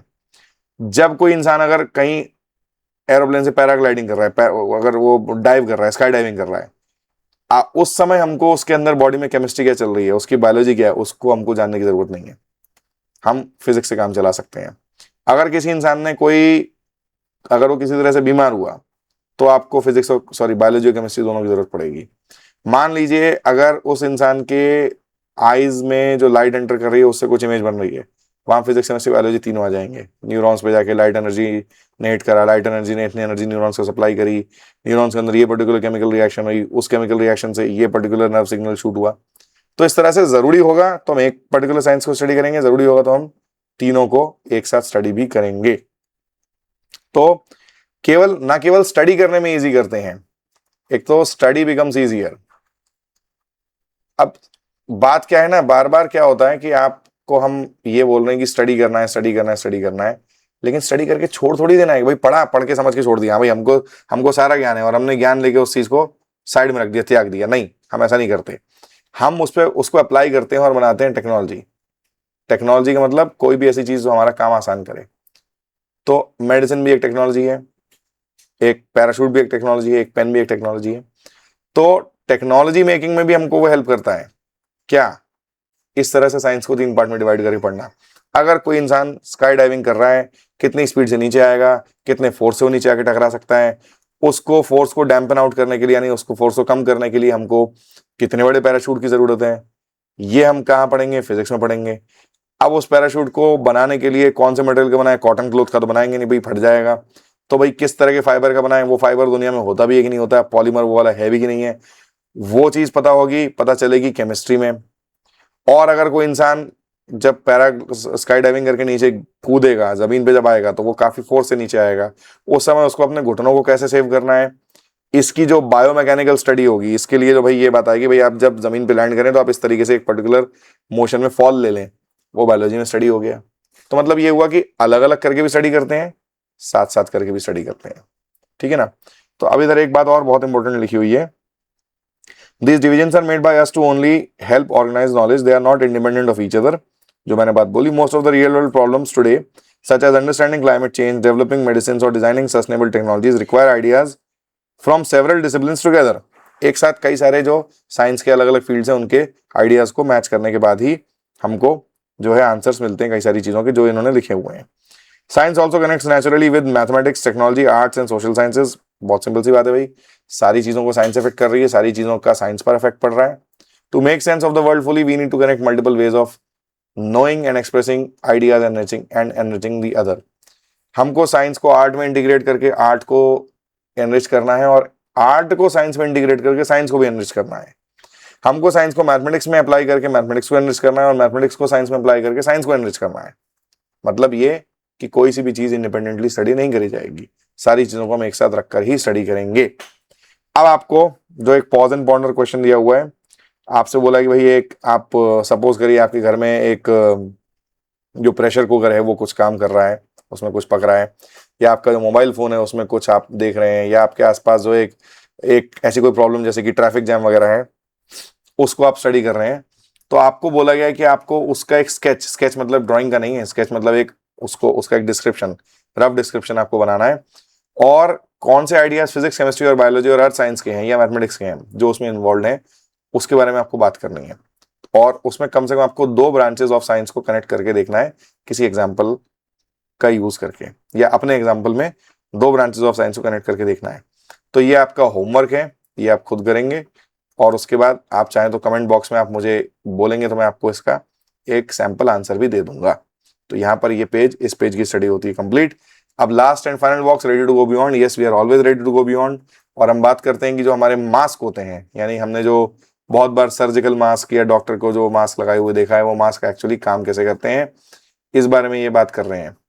तो भाई कोविड-19 पैंडेमिक के दौरान हमको सबको मास्क की जो है कीमत पता चल चुकी थी। अमिताभ बच्चन जी हमारे हर एक टेलीफोन में आते थे, 2 गज दूरी, मास्क है जरूरी, जब तक दवाई नहीं तब तक मास्क ही समाधान है, या सोशल डिस्टेंसिंग ही समाधान है। तो जो मास्क है ना, वो केवल ऐसा नहीं कि एक शील्ड हमारे आंखों के सामने, मुंह के सामने लग गई है। अगर हम एक प्लास्टिक की शीट लगा रहे हैं तो वो एक मास्क से भी बेटर काम करेगी, लेकिन वो एक बहुत बड़ी मुसीबत पैदा कर देगी, हमको सांस लेने में दिक्कत आएगी। तो हम कोविड-19 से भले हमको नुकसान होना हो, उस मास्क से जरूर हो जाएगा, तो ऐसा हम नहीं चाहते। तो हम मास्क को हमको ब्रीदेबल भी बनाना है। क्या चाहिए हमको ब्रीदिंग भी करनी है मास्क को ही पहन के। और जो हमारा मास्क है, कम ऑन, मेरी राइटिंग कंप्यूटर पे लिखना इजी नहीं है। जो हमारा मास्क है वो हमारे लिए एक बहुत अच्छा बैरियर भी बना कर दे। हमको ब्रीथ भी करना है, हमको बैरियर भी चाहिए। तो ये सारी चीजें इतनी आसानी से सेटिस्फाई नहीं हो जाती, इतनी आसानी से फुलफिल नहीं हो जाती हैं। आप अगर बोले सर ठीक है सर, सिंपल सा कपड़ा जो लगाना है, रुमाल बांध लो मुंह पे, तो जो कपड़े के जो फाइबर्स होते हैं उनके बीच में गैप्स होते हैं, वायरस बड़े इजीली उसमें से ट्रैवल कर सकता था। तो बात क्या है ना कि उस मास्क को बनाने के लिए हमको बहुत सारी physics, particle motion, electrostatic attraction, इन सब चीजों की हमको जरूरत पड़ी। बहुत सारी chemistry, properties of polymers, fibres, इन सब चीजों की नॉलेज की हमको स्टडी की जरूरत पड़ी। और biology, size and behaviour of viruses, इसकी हमको स्टडी की जरूरत पड़ी। और फिर मैथमेटिक्स, हमने एयर फ्लो, यानी कि जो मास्क है उसमें से एयर फ्लो कैसे जाएगी आगे, अंदर बाहर कैसे होगी, इसकी हमको जरूरत पड़ी। इसको हमको समझने के लिए मैथमेटिक्स की जरूरत पड़ी। और मैथमेटिक्स का यूज ये भी पड़ा कि भाई जो वायरस का वो साइज कितना है, उसको मेजरमेंट करने के लिए मैथमेटिक्स का यूज हमको जरूरी पड़ा। और जो वायरस का साइज है वो कितना है, उसके हिसाब से हमारा जो मास्क है वो कितना, उसकी डेंसिटी क्या होनी चाहिए, ये भी हमने मैथमेटिक्स का यूज करके ही हमने समझने की कोशिश करी। तो इसका मतलब क्या हुआ, एक जो मास्क, एक जो सिंपल सा आपको कपड़े का टुकड़ा दिख रहा है जिसको आप यूज करने का जैसे फाड़ के फेंक देते हैं, नहीं फेंकना चाहिए, डस्टबिन में डालना चाहिए, उसमें कितनी सारी साइंस अप्लाई होती है उसको बनाने में, ये उन्होंने बताने की कोशिश करी है। अगेन मैं इस बुक को बहुत अप्रिशिएट करूंगा कि ये ऐसी चीजें आपके सामने ला के रख रही हैं जो बिल्कुल आपसे रिलेटेड हैं, जिनसे आप बहुत अच्छे से रिलेट कर सकते हैं, बहुत अच्छे से उनको समझने की कोशिश कर सकते हैं। अब लास्टली, जो कि हर एक नई टेक्स्ट बुक में जो साइंस की एनसीईआरटी की जो नई टेक्स्ट बुक्स आई हैं उनमें हर एक में मेंशन किया गया है, साइंस सिर्फ एक कलेक्शन ऑफ फैक्ट्स नहीं है, एक कलेक्शन ऑफ इक्वेशंस नहीं है, एक कलेक्शन ऑफ एक्सपेरिमेंट्स नहीं है। साइंस एक ह्यूमन एक्टिविटी है जो कि शेप होती है, जो कि शेप लेती है अपनी, ये करके कि हम पहले तो रहें क्यूरियस, आपको जानने की इच्छा रखनी है, फिर जानने के नए नए तरीके आपको ढूंढने हैं, आप क्रिएटिविटी आपको अपनी अप्लाई करनी है, फिर एक अकेला इंसान सब कुछ नहीं जान सकता, तो कोलैबोरेशन साइंस में बहुत ज्यादा इंपॉर्टेंट है। और जो लास्ट उन्होंने बोला केयरफुल क्वेश्चनिंग, मतलब क्या है ये, क्यों है ये, कैसे होता है ये, कहां से हमको इसके आंसर्स मिलेंगे, ये सब चीजें बहुत इंपॉर्टेंट है। केवल और केवल यही चीज कर लेना साइंटिफिक नहीं है, ये चीजें साइंस में ज्यादा इंपॉर्टेंस रखती हैं। अब आपको ये एनसीईआरटी क्यों बोल रही है, ये आपको एनसीईआरटी इतना एम्फेसाइज करके, इतने सारे उसने इंक वेस्ट करके, ये इंक खर्च करके उसने क्यों बोला, हर एक बुक में हर एक पेज में ये वाली बात लिखी गई है। इसीलिए बोला कि आप साइंस पढ़ रहे हैं, भले ही आप 9th-10th लेवल पे पढ़ रहे हो, भले ही आप उसको पढ़ रहे हो 11th-12th में, भले ही आप उसे पढ़ रहे हैं कॉलेज लेवल में, उसका अर्थ ये कभी भी नहीं होता है कि आप एरोगेंट हो जाएं। आप बोले कि भाई मुझे फैक्ट्स पता है, मैं इक्वेशन सॉल्व कर सकता हूं, मैंने एक्सपेरिमेंट्स कर रखे हैं, तो मैं ज्यादा जानता हूं। No, this is not being a good scientific person. आप में क्यूरियोसिटी कितनी है, आप नई चीजें कितनी जानना चाहते हैं। आपने बोला फैक्ट मुझे पता चल गया, मुझे आगे कुछ नहीं जानना, रॉन्ग अप्रोच। आप में क्यूरियोसिटी बनी रहनी चाहिए, तब हम बोलेंगे कि आप एक साइंटिफिक टेम्पर वाले पर्सन हैं। आप क्रिएटिव हो तब माने जाएंगे, आप दूसरों के साथ कोलैबोरेट करें। एक साइंटिस्ट का एक धर्म है ये कि वो दूसरों के साथ या तो अपनी नॉलेज शेयर करे, और जो नॉलेज उसको खुद को गेन करनी है, उस नॉलेज को गेन करने में वो दूसरों की हेल्प ले और हेल्प करे। ये भी साइंस का एक बहुत इंपॉर्टेंट पार्ट है। और साथ साथ में क्वेश्चनिंग भी करता रहे, वो भी साइंटिस्ट का एक बहुत इंपॉर्टेंट जो है एक एक कैरेक्टरिस्टिक है। तो बहुत सारे लोग जब एक साथ मिलके, जो बोला गया है मल्टीपल इंडिविजुअल्स, बहुत सारे लोग, और बहुत सारे लोग कहां के, मल्टीपल कल्चर्स और मल्टीपल जनरेशंस के बहुत सारे लोगों का जो मिला जुला काम है, उसके बाद फिर हमको एक scientific fact properly refined, defined and refined scientific fact हमको उसके बाद मिलता है। एक दिन में साइंस नहीं बन जाती है, एक दिन में साइंटिफिक फैक्ट्स हमारे डेवलप नहीं होते हैं। तो अगर आप आगे जाके 10th क्लास के बाद साइंस पढ़ने की कोशिश करते हैं तो साइंटिफिक थिंकिंग बहुत ज़्यादा इंपॉर्टेंट हो जाएगी। आपको खुद को साइंटिफिकली हर चीज़ को सोचने की ज़रूरत पड़ेगी, आपको जो इन्फॉर्मेशन मिलेगी उसको क्रिटिकली एनालाइज करने की ज़रूरत पड़ेगी, एवेल्यूएट करने की ज़रूरत पड़ेगी, तभी आप अपने आसपास जो आप जिस दुनिया में रहते हैं उसका आप सेंस निकाल पाएंगे। अब जैसा कि हम इस एक्सप्लोरेशन टेक्स्ट बुक से स्टार्ट करने वाले हैं, साइंस आपको, या साइंस की जो आपकी टेक्स्ट बुक है या जो साइंस का सब्जेक्ट है, वो आपको इनवाइट करता है ना केवल दुनिया के बारे में जानने के लिए, नॉट ओनली टू लर्न, ये तो है ही है, लेकिन ना सिर्फ ये, बल्कि उससे ज्यादा इंपॉर्टेंट ये क्वेश्चन अगर आप हमेशा पूछते रहेंगे हाउ, तो आपको हमेशा साइंस में आगे बढ़ने के मौके मिलते रहेंगे। तो अब ये बुक आपसे कह रही है कि आप जो है मैग्नीफाइंग ग्लास के थ्रू हर चीज को देखिए, यानी चीजों को ऑब्जर्व करिए और सही डायरेक्शन में उस कंपस का यूज करिए जो आपके टीचर्स आपको प्रोवाइड करेंगे, जो आपके मेंटर्स, जो आपके गाइड्स आपको प्रोवाइड करेंगे, उसका, उस कंपस का, यानी उस डायरेक्शन का, उस सही डायरेक्शन में उस अपने आप को आगे बढ़ाइए और ऑब्जर्व करते चलिए। Happy exploring. तो यहां फिनिश होता है हमारा first chapter exploration text book का। आई होप मैंने जो आपको बातें समझाई हैं वो आपको समझ में आई होंगी। थोड़ा सा थियोरेटिकल चैप्टर है, मुझे पता है।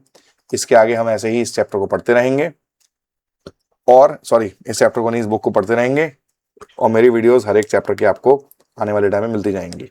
अगेन प्लीज़ मेरे चैनल को सब्सक्राइब करिए, मेरी वीडियोस को लाइक करिए, जो आपको बात करनी है उसको कमेंट्स में बताइए, और मेरी वीडियोस को ज़्यादा से ज़्यादा लोगों तक शेयर करिए जिनके लिए भी ये वीडियो यूजफुल हो सकती है, उन सब तक ये इसको पहुंचाइए। Thank you. I will see you in the next video. धन्यवाद आप सभी को।